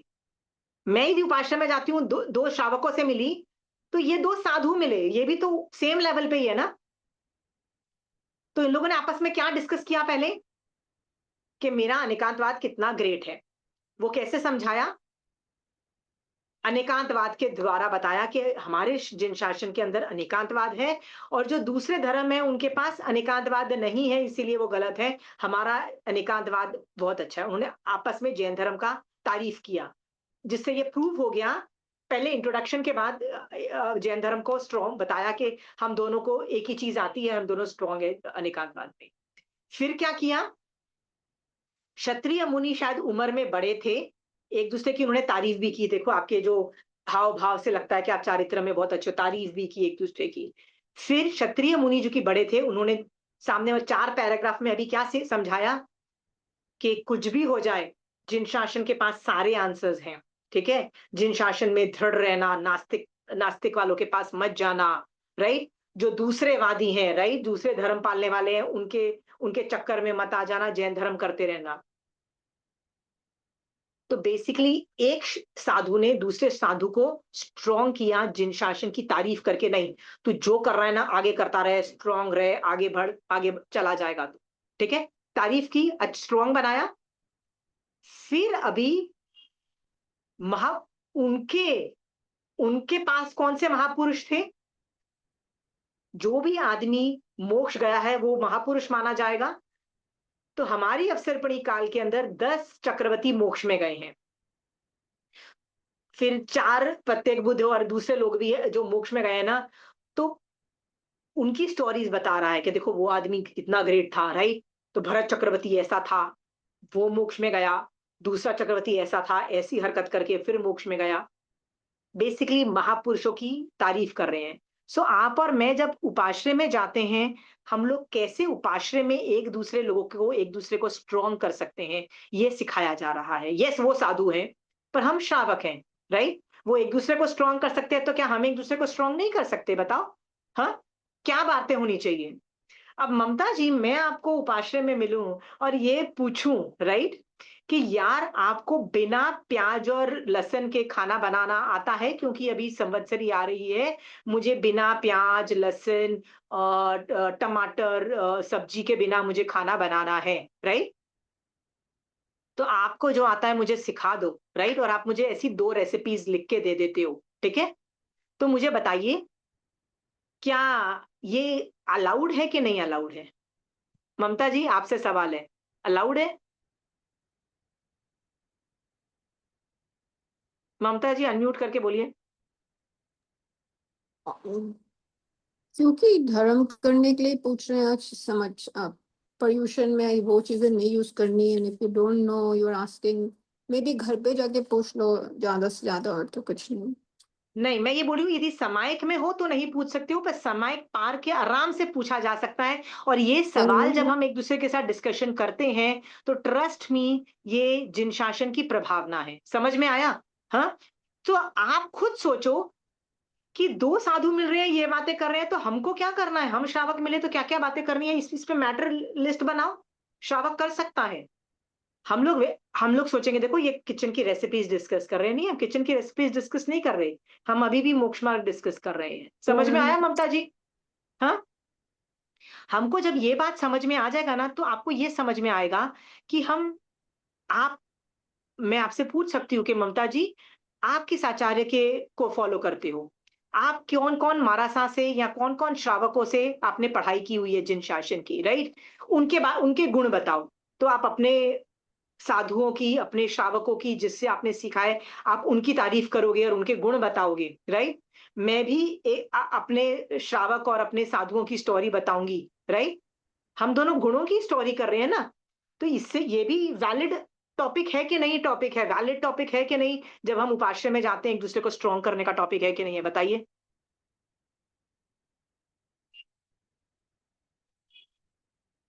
Strong is valid. तो आपको ये दिख रहा है ना कि एक दूसरे को स्ट्रॉन्ग कर सकते हैं। तो सोचो, मैं उपाश्रय में जा रही हूँ, सही कर रही हूँ कि नहीं कर रही हूँ, ये सोच के देखो। ये साधु कर सकता है, तो क्या श्रावक नहीं कर सकता है गुणगान? महापुरुष में यदि अरिहंत और सिद्ध आते हैं तो महापुरुषों में आचार्य उपाध्याय साधु भी आते हैं। और याद रखना, एक अपेक्षा से अच्छे स्ट्रॉन्ग श्रावक भी महापुरुषों में आते हैं। समझ में आ गया? समझ में आ गया? एक अपेक्षा से। तो यदि मैंने कंचन आंटी से बहुत सीखा है और मैं कंचन आंटी की आपको तारीफ करती हूँ कि यार कंचन आंटी से सीखो यार, कुछ क्लासेस करो, उनकी समझ में आएगा, तो हम तारीफ ही कर रहे हैं, ये जिन शासन में अलाउड है। अंडरस्टूड? बट मैं ऐसे नहीं करूं और उपाश्रय में जाके ममता जी क्या कर सकती हूँ जिससे मैं कर्म बंद करती हूँ, अभी मैं उसका वर्णन करती हूँ। ठीक है, मैं बता रही हूँ कि कहां मैं गलत जा रही हूँ। ठीक है, मैं अभी उल्टा सिखा रही हूँ आपको, जिससे आपको पता लग जाए कि ऐसा नहीं करना है। ठीक है, मान लीजिए मैं उपाश्रय में जाती हूँ और आपको देखती हूँ और आपके कपड़े देखती हूँ और क्या सोचती हूँ, यार ममता जी रोज नए कपड़े पहनती है, मेरे पास तो इतने कपड़े नहीं है। हाँ, तो मैं आपसे आके पूछती हूँ, आप किस टेलर से कपड़े सिलवाते हो, आप कहाँ से कपड़े खरीदते हो? घर जाके अपने पति को दुखी करती हूँ कि यार वहां पे तो देखो ना, रोज लोग नए कपड़े पहन के आते हैं, मेरे पास तो इतनी वैरायटी भी नहीं है, राइट? मुझे और कपड़े खरीद के दो। यदि मैं ये हरकत करती हूँ तो क्या ये अलाउड है दो श्रावकों के बीच में कम्युनिकेशन? हाँ, अनम्यूट करके बोलिए ना, कोई तो बोलो, चंचल तुम ही बोल दो अनम्यूट करके। हाँ, नहीं, नहीं बिल्कुल अलाउड अलाउड है, नहीं है। नहीं बिल्कुल है अलाउड नहीं अलाउड। है। ठीक है, अब मान लो मैं तुमको मैं गलत इसलिए बता रही हूँ कि तुम अपने आप को देखो कि तुम ये तो हरकतें तो नहीं कर रहे हो। मैं उपाश्रय में जाती हूँ और अपनी तारीफ करती हूँ कि नहीं, अभी मेरे बच्चे का ना बर्थडे पार्टी हमने ना 5 स्टार में सेलिब्रेट किया था, इतने लोगों को बुलाया था, ओ माय गॉड कौन नहीं आया था। और मैं ऐसे अपनी तारीफ करके तुम पे खरी मतलब होता है ना, अपनी वो अपनी ग्रेटनेस दिखा रही हूँ, राइट?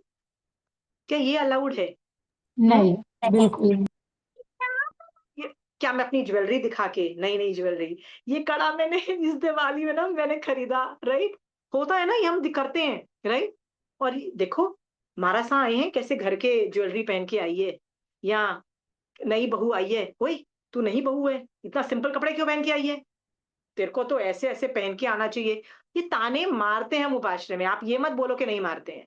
आप, मैं तो ये उपाश्रय और मंदिर ये दोनों जगह पे 90% वुमेन को ना बैठे हुए देखा, and they are literally watching, जो नए लोग आए और उन पे रनिंग कमेंट्री मार रहे होते हैं। देखो हाथ खाली है, एक हाथ खाली पे तो वो लोग पक्का टिप्पणी मारते हैं। ठीक है, फिर गले में ये कम पहना हुआ है, अब ये ठीक नहीं है, चुन्नी ठीक से नहीं ली हुई है, कपड़े टाइट हैं, कपड़े ये कर रही है, मतलब कपड़े और ज्वेलरी को देख के कितने लोग उपाश्रय और मंदिर में ये सब हरकतें करते हुए, आप खुद सोचो क्या ये कल्पता है कि नहीं कल्पता है? समझ में आया? आप मना कर रहे हो बट हो रहा है, ये सब हो रहा है। ठीक है, मान लो मैं एकाशना करने एकाशना लोग करने के होता है ना कि मेरे 10 या 20 लोगों को मैं इकट्ठा करती हूँ, खा रहे हैं, उसमें भी कई लोग बैठे रहते हैं और नुक्ताचीनी करते हैं कि देखो ना हाथ से खा रही है, कैसे खा रही है, देखो ना पूरा प्लेट गंदा करके खा रही है, देखो ना ज्यादा खा रही है, देखो ना कम खा रही है। रनिंग कमेंट्री मार रहे होते हैं अपने सर में और दूसरों को सुना रहे होते हैं, राइट? हाँ, दूध ठीक से नहीं गर्म करके दिया, ठंडा दूध दिया ऊपर, राइट, एकाशने में पिलाया, बादाम तो दिए ही नहीं। होता है ना कई बार लोग रनिंग कमेंट्री करते हैं उपाश्रय में। मेरा ये सवाल है, ऐसे नहीं करना है हरकतें। और क्या हरकतें नहीं करना है? कंपटीशन नहीं करना है ज्ञान की। कंपटीशन का मतलब होता है, मान लीजिए मैं कंचन आंटी के साथ कंपटीशन करूं और आंटी मैं भी ना आंटी से ज्यादा ज्ञानी बन के दिखाऊंगी, ऐसे कंपटीशन करूं, तो क्या ये कल्पता है एक श्रावक को? याद रखना, नहीं, हर श्रावक के 8 कर्म अलग अलग हैं। ठीक है, कंचन आंटी के यदि उस तरह से ज्ञानावरणी कर्म का शिवोपशम है तो आंटी अलग तरीके से ज्ञान में आगे जा रही है, पर मेरा अलग तरीके से शिवोपशम है तो मैं अलग तरीके से आगे जा रही हूँ। ठीक है, कब कोई भी दो श्रावक का आपस में कंपटीशन नहीं है। तो आप बोलोगे नहीं पाठ्यक्रम की एग्जाम में तो कंपटीशन अलाउड है ना?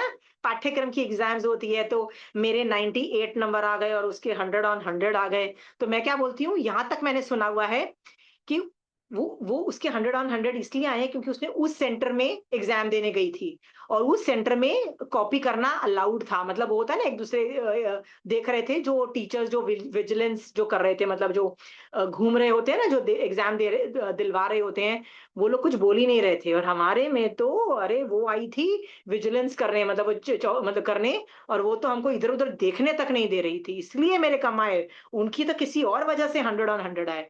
अब बताओ, ऐसा कलपता है? हम्म। पाठ्यक्रम के मार्क्स डज नॉट मैटर, जितने भी मार्क्स आ जाएं, राइट? तहत्ती करके ले लो, यही मिल गए मेरे को। एग्जाम देने का यही लक्ष्य था। आचार्य भगवंत ने बोला है कि प्लीज ये टॉपिक कवर हो जाता है, 1 महीने के अंदर आप करोगे, रोते पीटते करोगे, सारे काम छोड़ के करोगे। यही यही लक्ष्य था कि आप जबरदस्ती करोगे, और कोई लक्ष्य था ही नहीं। पर जैसे ही आपने एग्जाम दे दिया, वो लक्ष्य खत्म हो गया। अब मार्क्स वॉज नेवर द लक्ष्य। पर सोच के देखो, क्या हम लोग उपाश्रय में जाते हैं तो क्या पॉलिटिक्स करते हैं, ग्रुप्स बनाते हैं? क्या आप किसी पर्टिकुलर ग्रुप को बिलोंग करते हो और उस ग्रुप में किसी को मानते हो, और दूसरे ग्रुप का जो उसको नीचा दिखाने की कोशिश करते हो किसी वजह से? आपके ग्रुप्स में ग्रुप्स हैं। देखो चंचल, प्लीज तुम ना मत बोलो। हर हर संघ में पॉलिटिक्स होती है, ठीक है? हर संघ में होती है। मैं तुमको गारंटी के साथ बोल सकती हूँ, ऐसा कोई संघ नहीं है, चाहे वो मंदिर का हो, चाहे वो स्थान का हो, कि ग्रुप्स नहीं बने हो और उसमें पॉलिटिक्स नहीं होती। वो होती है, हर संघ में होती है। ये आपके ऊपर है कि आपको उस ग्रुप में घुस के राग द्वेष करके पॉलिटिक्स करना है कि नहीं करना है। समझ में आया? आप नहीं करोगे। आपका लक्ष्य जिन शासन पे होना चाहिए, साधुओं की सेवा होना चाहिए, और श्रावकों को मैं कैसे और मोक्ष मार्ग में आगे रखूं, मैं वयावच कैसे करूं, ये होना चाहिए। और मैं क्या सीख सकती हूँ, ये लक्ष्य होना चाहिए। समझ में आ गया? मैं इस चैप्टर से बता रही हूं कि यदि ये दो महापुरुष, दोनों जैन धर्म के ऐसे स्ट्रॉन्ग साधु के, बता नहीं सकती हूँ कि दोनों कहाँ मोक्ष तो जा ही रहे हैं ना, सॉलिड मोक्ष मार्ग में जा रहे हैं। नवकार मंत्र के 5 पदों में है, पंच परमेष्ठी भगवान है, फिर भी एक दूसरे को स्ट्रॉन्ग कर रहे हैं। नहीं, तू भरत चक्रवर्ती की स्टोरी सुन, वो कितना स्ट्रॉन्ग था। ये चक्रवर्ती की स्टोरी सुन, वो कितना ग्रेट था, वो मोक्ष में गया। एक दूसरे को स्ट्रॉन्ग कर रहे हैं, खींच के उसको नीचे नहीं गिरा रहे हैं। तो आपका ये होमवर्क रहेगा। सोचो अभी, जब से आप उपाश्रय जाने लगे हो, सोचो कब कब मैं गलत हरकत मैंने की, जो श्रावक को नहीं कलपता था।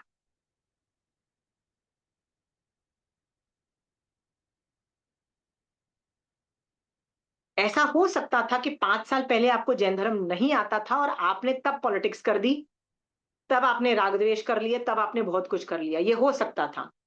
तो अभी बैठ के मिच्छामी दुक्कड़म दे सकते हो उस चीज का। इस चैप्टर में 2 आदमी एक दूसरे को हेल्प कर रहे हैं। तो सोचो, मैं फ्यूचर में सिर्फ उपाश्रय जाके हेल्प करूंगी साधु को, श्रावक को मोक्ष मार्ग में, और मेरा कोई लक्ष्य है ही नहीं उपाश्रय जाने का। यदि उपाश्रय जाके मैं एक दूसरे को गिराती हूँ, और खुद भी गिरती हूँ कि नहीं गिरती हूँ, बताओ? ममता जी, यदि मैं आपकी उपाश्रय में जाकर टांग खींच के आपको गिराने की कोशिश करूंगी, तो कर्मबंध मैं भी करके मैं भी तो बर्बाद होती हूँ ना। जी बिल्कुल। तो आपको क्या लगता है, आप बचपन से दूध के धुले तो नहीं थे ना? बचपन से आपने कुछ गलतियां तो की होगी, उपाश्रय गए होगे। मुझे जरूर याद है, की जब हम होंगी। जब हम बहुत छोटे थे ना, तो उपाश्रय में एक लड्डू मिलते थे, राइट? तो हम लोग को कई बार लगता था, यार ये लड्डू लेने के लिए हम जाते हैं उपाश्रय, विच इज ओके। वो अज्ञान हम्म। दशा थी, ठीक है? ये भी हो सकता है ना, ये भी हो सकता है कि मैं इसलिए उपाश्रय जाऊं कि यार मैं एक शहर में नई नई आई हूं, मेरे तो किसी को जान पहचान है ही नहीं मेरी इस शहर में। तो उपाश्रय से ना मेरा, वो क्या बोलते हैं, जैनी लोग मिलेंगे, दोस्त बनेंगे, आना जाना होगा, तो एटलीस्ट दुख सुख में मेरी सेवा हो जाएगी, दुख सुख में सेवा हो जाएगी। क्या इस लालच से आप उपाश्रय में जाके, मतलब उपाश्रय को एज अ नेटवर्किंग के लिए यूज करते हो? नेटवर्किंग, कभी लोग बिजनेस के लिए भी नेटवर्किंग करते हैं उपाश्रय में जाके, कि मेरा ये बिजनेस है, प्लीज तुम करो, ऐसे भी लोग करते हैं। कि आप इसलिए तो उपाश्रय नहीं जाते हो, सोचो। कोई भी कारण यदि मोक्ष मार्ग में एक दूसरे को भेजने के अलावा कोई कारण रहा हो, उसको नोट डाउन करो, बोलो भगवान वो अज्ञान दशा थी, तस्मै छामि दुक्कडम। आज के बाद ऐसा नहीं करोगे, सुधर जाओ।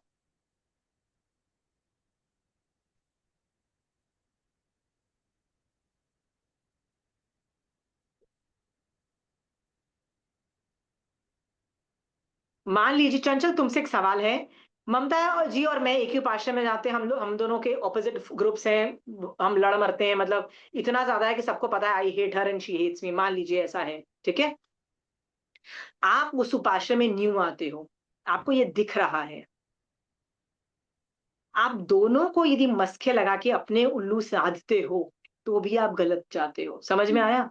हाँ, दोनों को समझा बुझा के सही मोक्ष मार्ग पे लाओ, एक प्लेटफॉर्म पे ला सको तो करो, नहीं ला सकते ना तो वो जाए अपनी मतलब दे नो दे, मतलब उनकी प्रॉब्लम वो जाने, आप उसके अंदर भागीदार नहीं बनोगे। समझ में आया चंचल?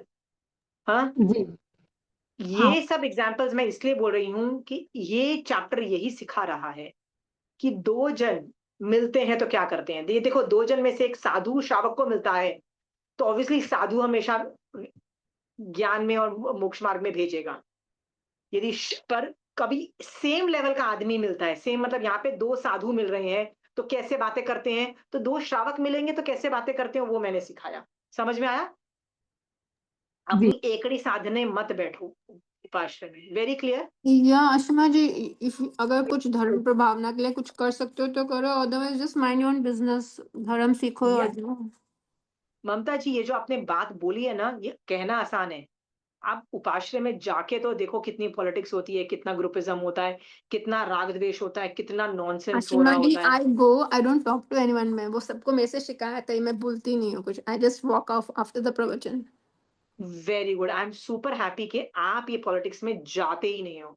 जो मर्जी कर लो, हम नहीं जाएंगे। हम एक दूसरे को स्ट्रॉन्ग करने के लिए जाएंगे, सबको मोक्ष मार्ग में डालने के लिए जाएंगे, नहीं तो हम जाएंगे नहीं। ये इस चैप्टर का सार निकलता है, राइट। जिन शासन की तारीफ करो ना बैठ के। ममता जी, आप और मैं बैठ के जिन शासन की तारीफ कर सकते हैं कि जिन शासन में देखो सम्यक दर्शन कितना ग्रेट टॉपिक है, राइट। ये ग्रेट है, वो ग्रेट टॉपिक है। आप सब कुछ डिस्कस करो, एक दूसरे को स्ट्रॉन्ग करना है। मैं पचकान नहीं दिला रही हूँ क्योंकि ये काम आसान नहीं है, पर सोच लो आपका लक्ष्य क्या है उपाश्रय जाने का। यदि उपाश्रय जाके एक दूसरे को स्ट्रॉन्ग करके वयावच कर सकते हो तो ठीक है, नहीं कर सकते हो तो निर्जरा करो, संवर करो। पर यदि उपाश्रय में जाके एक दूसरे को गाली देके, कंपटीशन करके, जेलेसी फील करके, राइट, एक दूसरे को नीचा खींच के कर्म बंद करना है ना, तो उपाश्रय जाने की जरूरत नहीं है, घर बैठो। ठीक है, चलिए। अभी ये हमने ये तो देख लिया कि क्षत्रिय मुनि इन 4 लाइन से जैन धर्म की तारीफ करते हैं और बोलते एक तारीफ करके बता रहे हैं कि जैन शासन कितना ग्रेट है। अभी बता रहे हैं कि धर्म में स्ट्रॉन्ग मुमुक्षु जन को धर्म में दृढ़ करने के लिए, दृढ़ मतलब स्ट्रॉन्ग करने के लिए उन महापुरुषों की स्टोरी बता रहे हैं। तो पहला महापुरुष की स्टोरी जो है ना, उसके बारे में मैं पढ़ रही हूँ। अर्थ, अर्थ मोक्ष और धर्म से सुशोभित उपरोक्त कल्याणकारी उपदेश सुनकर प्रथम चक्रवर्ती भरत महाराज ने संपूर्ण भारतवर्ष का विशाल राज्य और विषय भोगों को छोड़कर दीक्षा ले ली। इसकी ना, ये तो सिर्फ छोटा सा बोला क्योंकि दोनों को स्टोरी आती है। यदि आपको और मेरे को स्टोरी आती है तो हम जस्ट शॉर्ट में बोलेंगे, पर डिटेल की स्टोरी ऐसी आती है। मैं डिटेल स्टोरी थोड़ा विवेचन में से पढ़ रही हूँ उनके लिए जिनको नहीं पता है, ठीक है। प्रथम तीर्थंकर भगवान ऋषभ देव के 100 बच्चों में ज्येष्ठ पुत्र भरत 6 खंड को जीतकर इस अवसर्पणी का प्रथम चक्रवर्ती सम्राट बने। एक बार भरत चक्रवर्ती महान वैभव से तथा संपूर्ण आभूषणों से शरीर को सुशोभित का आदर्श स्फटिक रत्न से निर्मित कांच की तरह पारदर्शक महल में आए। दर्पण के सामने अपने शरीर को शोभा देख रहे थे। उस समय शरीर की अनित्यता का चिंतन करते हुए वे शरीर उन्हें शोभा रहित दिखने लगा। इस पर चक्रवर्ती ने चिंतन किया। देखो, अनित्य भावना आ गई। अनित्य भावना क्या कहती है? आज जो है कल नहीं होगा। आज मैं चक्रवती हूँ, मेरी बॉडी इतनी ग्रेट है, कल मेरी बॉडी इतनी ग्रेट रहेगी? नहीं रहेगी। क्या उसकी शोभा जो जवानी में थी बुढ़ापे में रहेगी? नहीं रहेगी। पर हमको तो ऐसा ही लगता है ना कि हर चीज सेम ही रहती है, और हमको हमको लगता भी है। तो कुछ चीज हमारी बॉडी खराब, हमको हमारे मुंह पे यदि व्रिंकल्स आने लगते हैं तो हम क्या करते हैं ममता जी? एंटी एजिंग क्रीम लगाते हैं ना? हाँ, क्रीम लगाने की कोशिश करते हैं, बहुत कुछ चीजें लगाने की कोशिश करते हैं कि हमारा फेस जवान लगे। फिर हमारे बाल सफेद होने लगते हैं तो क्या करते हैं हम लोग? डाई। क्यों? ना रे भाई, नित्य रहने चाहिए हमारे बाल काले। ठीक है। और हम क्या क्या करते हैं? चेंज नहीं होना चाहिए हमको, नॉट रियलाइजिंग कि एक समय पे वही चीज शोभा देती है जो चीज होनी चाहिए। ठीक है। आप 80 साल की और बाल काले हैं ना तो शोभा नहीं देते हैं। ठीक है, ये भी समझो। ये सारी चीजें इसलिए बोली जा रही है कि सिचुएशन को देख के समझो कि संसार अनित्य है। ठीक है। और भरत चक्रवर्ती के बारे में आता है, भरत चक्रवर्ती सोचता है, ओहो, ये शरीर कितना असुंदर है, इसका अपना सौंदर्य तो कुछ है ही नहीं।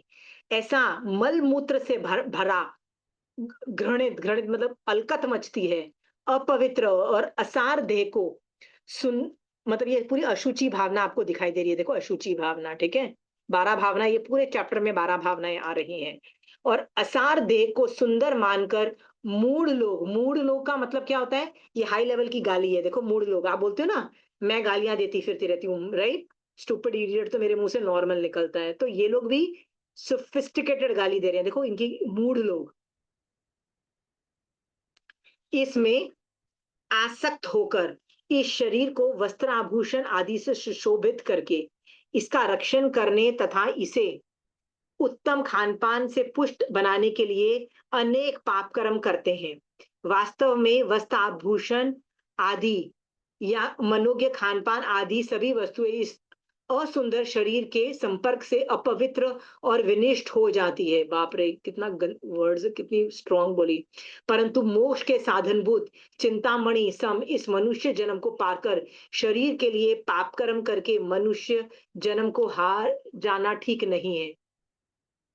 इस प्रकार शुभ ध्यान ध्याते हुए भरत चक्रवर्ती शपथ श्रेणी पर आरूढ़ हुए। फिर शीघ्र ही 4 घाती कर्मों को क्षय करके केवल ज्ञान, केवल दर्शन प्राप्त किया।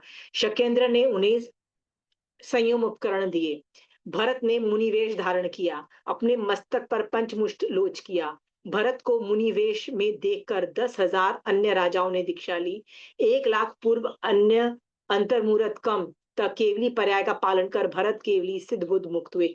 1 लाख पूर्व अंतर्मुहूर्त कम मतलब कितना लंबा टाइम वो केवली पर्याय में रहे और फिर सिद्ध हुए। ठीक है। अब इसके अंदर मैं 5-6 चीजें बोलती हूँ कि यदि ये जो चिंतन जो भरत चक्रवर्ती ने किया कि उसका शरीर अशुचि में है, क्या does that apply to us also? क्या आपका और मेरा शरीर भी मल मूत्र घृणित, अपवित्र और असार है? हाँ। विजुअलाइज ऑल दिस एंड भाव विभोर होकर डू वंदना टू भगवान, कि भगवान को समझ में आ गया लेकिन मुझे नहीं समझ में आ गया। ठीक है। जैसे भरत चक्रवर्ती ने सोचा, मल्ली नाथ जो फीमेल तीर्थंकर थी उसने भी ऐसा ही अपने शरीर को घटिया, बेकार, औदारिक शरीर को गंदा बोला। ठीक है।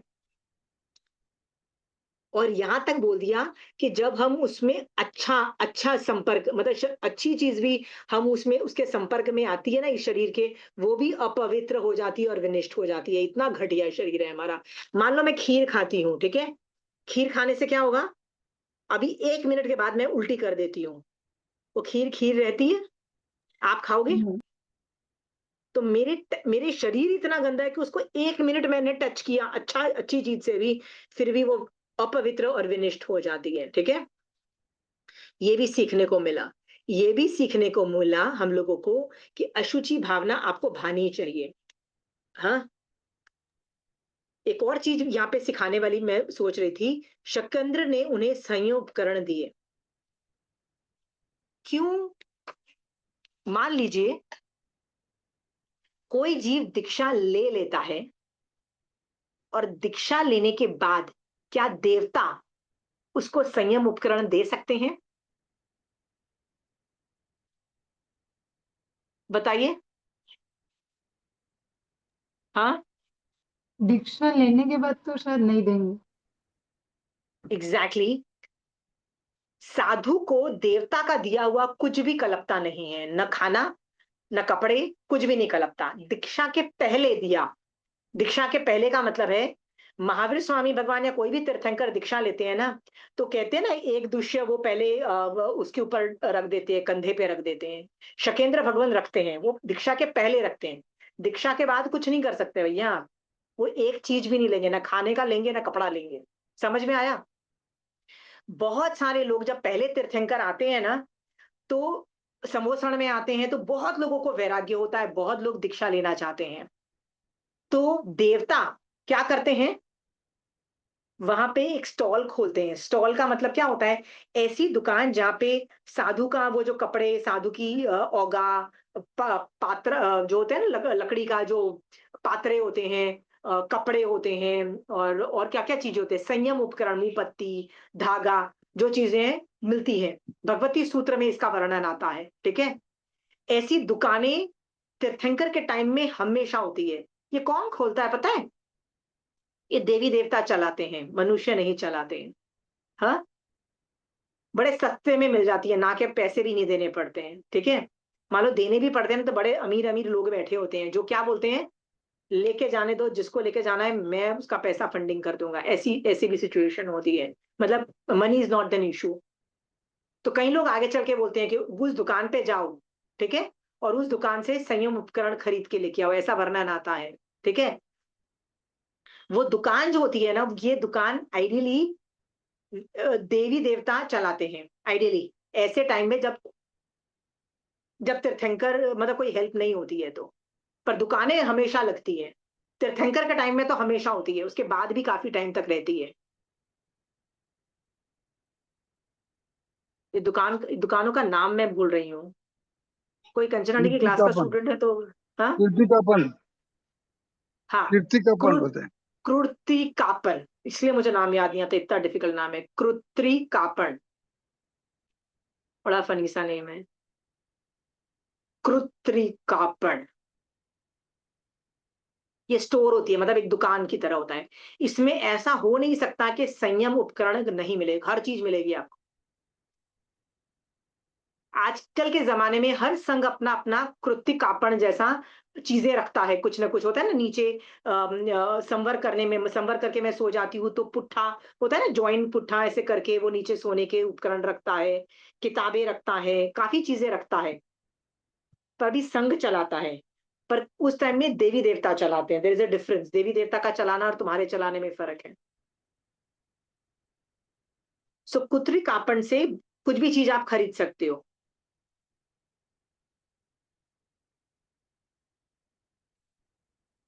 और यदि वो दुकान चालू नहीं होती है ना, तो शकेंद्र भगवान खुद आके तुमको कपड़े दे देंगे।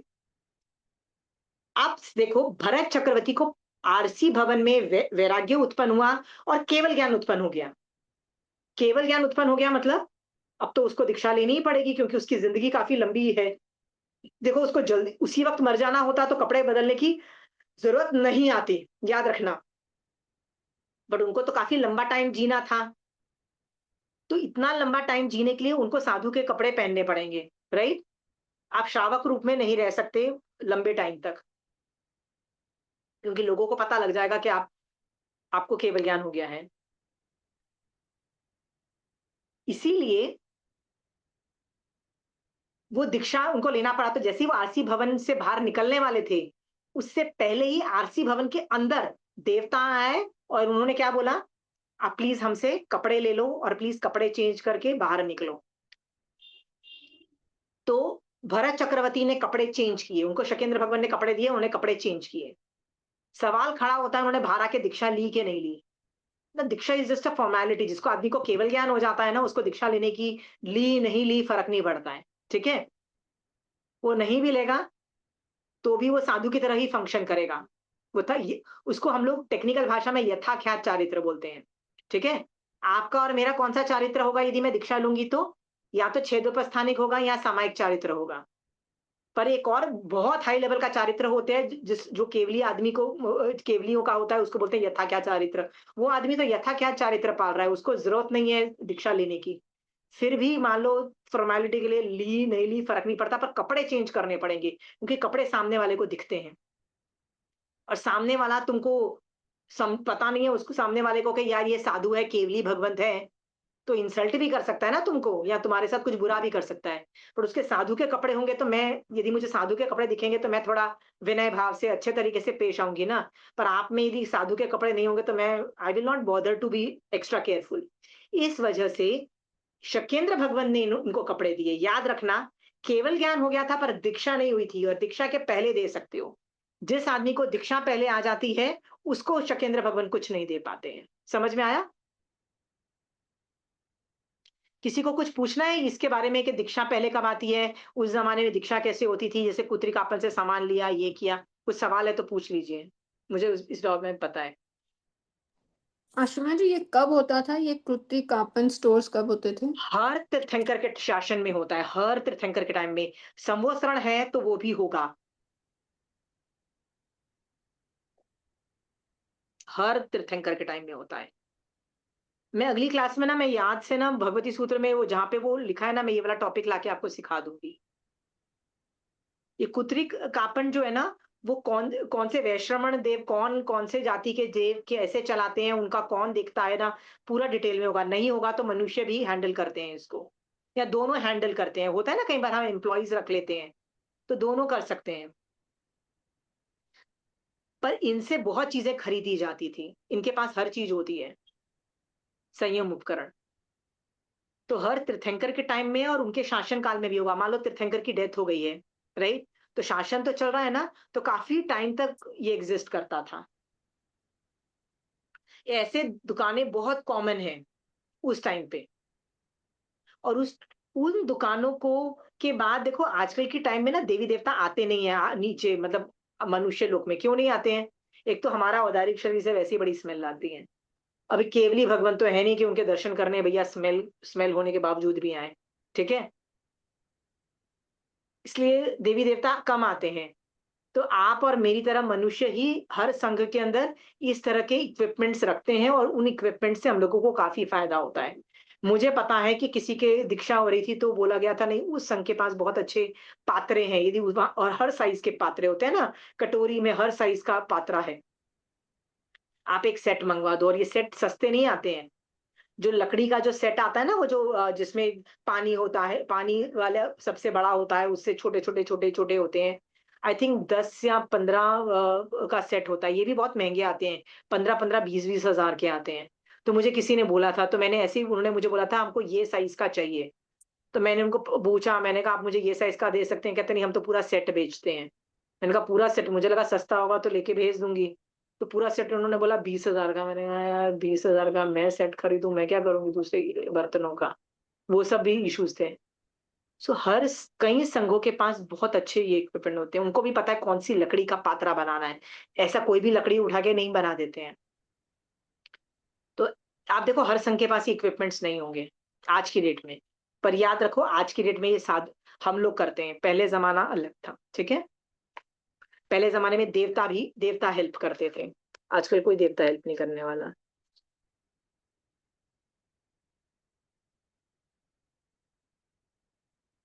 चलिए, सो हमको ये पता लग गया देवता कब तक हेल्प कर सकते हैं। दीक्षा के पहले तक देवता बहुत हेल्प करते हैं, और दीक्षा के बाद देवता हेल्प कैसे करते हैं? दूर से हेल्प करते हैं, खाना और कपड़ों में हेल्प नहीं करते हैं, बाकी चीजों में हेल्प कर सकते हैं, ठीक है? जैसे बार बार महावीर स्वामी भगवान के टाइम में बार बार समोसरण की रचना की, और ऋषभदेव भगवान में भी। देखो, बाकी सारे तीर्थंकरों के टाइम में सिर्फ 2 ही बार समोसरण की रचना हुई थी। जिस दिन तीर्थंकर को केवल ज्ञान हुआ था, उस जगह पे समोसरण की रचना हुई थी, और जब वो सिद्ध होने वाले थे वहां पे हुई थी। पर महावीर स्वामी और ऋषभदेव भगवान के टाइम में मल्टीपल टाइम बार बार उन्होंने बनाया समोसरण, धर्म की प्रभावना करने के लिए, कि यार अन्य धर्मी इंप्रेस हो जाते हैं ना चकाचौंध से देवी देवता का, इसलिए, ठीक है? टेक्निकल में देखा जाए, कल दिवाली था, और दिवाली के दिन हम लोग कहते हैं ना कि महावीर स्वामी भगवान को पता था कि मैं आयुष कर्म खत्म होने वाला है, तो उन्हें उत्तराध्यान सूत्र लास्ट देशना के रूप में हम जैसे लोगों को दी। ठीक है, ये बेस्ट थियरी थी, राइट, सम्यक दर्शन के अंतर्गत आती है। बाय चांस आप और मैं उत्तराध्यान ही कर रहे हैं, राइट, सो आई होप आप लोग इसके अंदर घुसे होगे ज्यादा। ये लास्ट देशना देके महावीर स्वामी भगवान कल सिद्ध भगवंत बने हमारे। ठीक है, कल मतलब कल की डेट में ऐसे बने थे, जो नक्षत्र की पोजिशनिंग की बात कर रही हूँ। और गौतम स्वामी भगवान को बाद में केवल ज्ञान उत्पन्न हुआ, आज की डेट में ऐसा बोला जाता है। ये 2 दिन हमारे लिए भी बहुत बड़े हैं। दिवाली हम लोग बहुत जोर शोर से इसीलिए मनाते हैं कि महावीर स्वामी भगवान को सिद्ध हो गए। हमारे एंगल से देखो तो सैड है कि महावीर स्वामी भगवान की डेथ हो गई, बट महावीर स्वामी भगवान की एंगल से देखो ना, तो वो बहुत खुशी का दिन है कि अरिहंत भी वेट करता है कि वो दिन कब आएगा कि मैं सिद्ध बनूं, क्योंकि लक्ष्य वही था सिद्ध बनने का। ठीक है, ये इंपॉर्टेंस सोच करके सोचो कि आज के 1-2 दिन है ना, जो कि महावीर स्वामी भगवान के साथ ये हुआ, तो हमारे बहुत सारे संघों में ये परिपाटी चली आ रही है कि या तो उत्तराध्यान सूत्र पढ़ते हैं, मतलब उत्तराध्यान सूत्र सूत्र रूप में तो वांचते हैं, अर्थ रूप में भी पढ़ते हैं। पर जो कि ये महावीर स्वामी भगवान सिद्ध हुए थे, तो बहुत सारे संघों में पुच्चीसुनुम करके एक सुयांगडांग सूत्र का 6 चैप्टर के अंदर 6 चैप्टर के अंदर महावीर स्वामी भगवान की स्तुति होती है। ठीक है, उसको वीर थुई भी बोलते हैं, पुच्चीसुनुम भी बोलते हैं। तो बहुत संघों में ये पुच्चीसुनुम पढ़ने की भी परिपाटी चली आ रही है, और बहुत लोग तो 36 इतनी बार करते हैं 1000। हाँ, उत्तराध्ययन सूत्र का 36 अध्ययन का वांचन होता है, कल होता है दिवाली के नेक्स्ट डे। हाँ 36 होता 36 है, पर हाँ, तो मैं वही बता रही थी कि कई संघों में उत्तराध्यान भी पढ़ाए जाते हैं, पुच्चीसुनुम भी पढ़ने की परिपाटी है। सो आप और मैं यदि जितना टाइम हो सके ना, ये देखो कल ही तो हुआ है ना, कल का ही दिन था, आज ही उत्तराध्यान सूत्र की को हमने पढ़ा। पुच्चीसुनुम को पढ़ो, पुच्चीसुनुम को पढ़ो, महावीर स्वामी भगवान को ग्रेट बोलो। ठीक है, हम टाइम वेस्ट दिवाली में हैप्पी दिवाली करके मिठाई खाने में और मिठाई बांटने में, राइट, वेस्ट करेंगे, और फिर उतना ही टाइम वेस्ट करेंगे भैया डाइटिंग करने में, क्योंकि दिवाली में बहुत खा लिया। ठीक है, हाँ, उतना ही टाइम वेस्ट करेंगे। उससे अच्छा है कि महावीर स्वामी भगवान के अंदर घुसो, कि भगवान की तारीफ करूं मैं। ममता जी पुच्चीसुनुम किया? हाँ, 2 बार?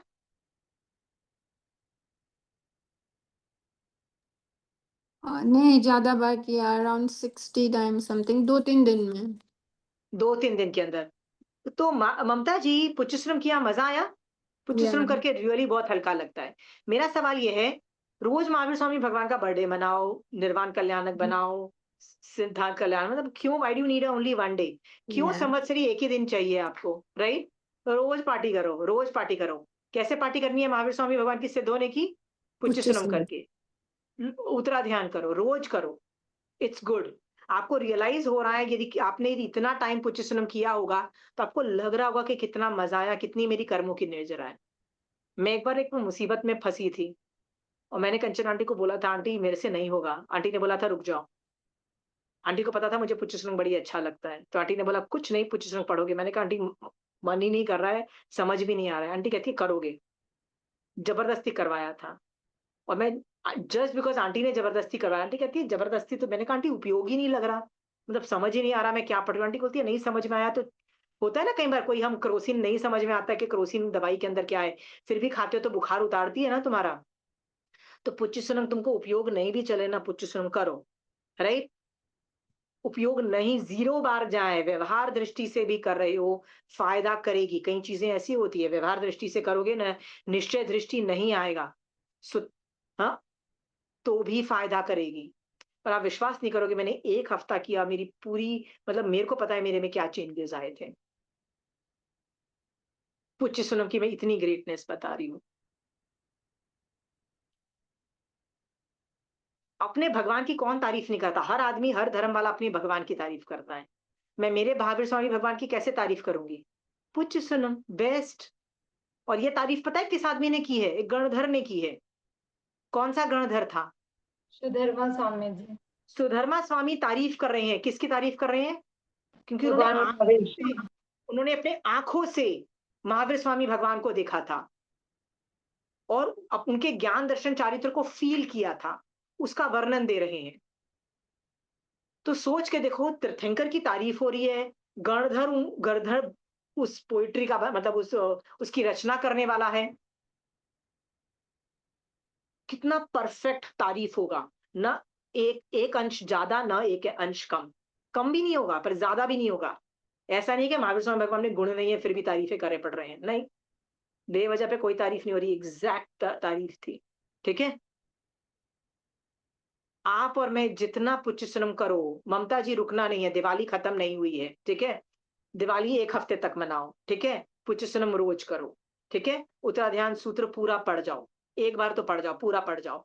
सूत्र रूप में नहीं कर सकते तो अर्थ रूप में पढ़ जाओ, पूरा एक बार पढ़ जाओ। 18वां चैप्टर पे हम हैं, आगे बहुत सारे चैप्टर्स है, उतने बाकी हैं, पढ़ जाओ एक बार। ठीक है, हिंदी रूप में ही पढ़ना है ना, तो भी पढ़ जाओगे चलेगा।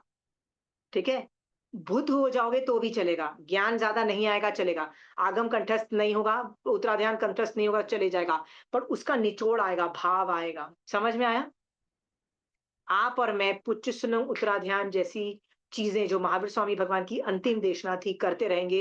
यही बेस्ट तरीका है महावीर स्वामी भगवान का। वैसे तो सिद्ध कल्याणक मतलब सिद्ध बनने का टाइम है कल का, बट आप जन्म कल्याण सारे कल्याणक मनाओ, पूरे साल भर मनाओ। ठीक है, ऐसा करता हुआ जीव जरूर ढेरों के ढेर कर्म क्षय करेगा और हलुकर्मी बन के जल्दी से जल्दी मोक्ष में जाएगा, ऐसी मेरी पूरी श्रद्धा है। महावीर स्वामी भगवान आपकी आज्ञा से चत्तारी मंगलम, अरिहंता मंगलम, सिद्धा मंगलम, साहू मंगलम, केवली पनतो धमो मंगलम। चत्तारी लघुत्तमा, अरिहंता लघुत्तमा, सिद्धा लघुत्तमा, साहू लघुत्तमा, केवली पनतो धमो लघुत्तमो।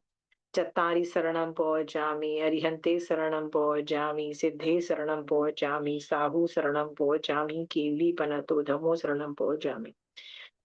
जय जिनेन्द्र। जय Jinendra, thank you so much.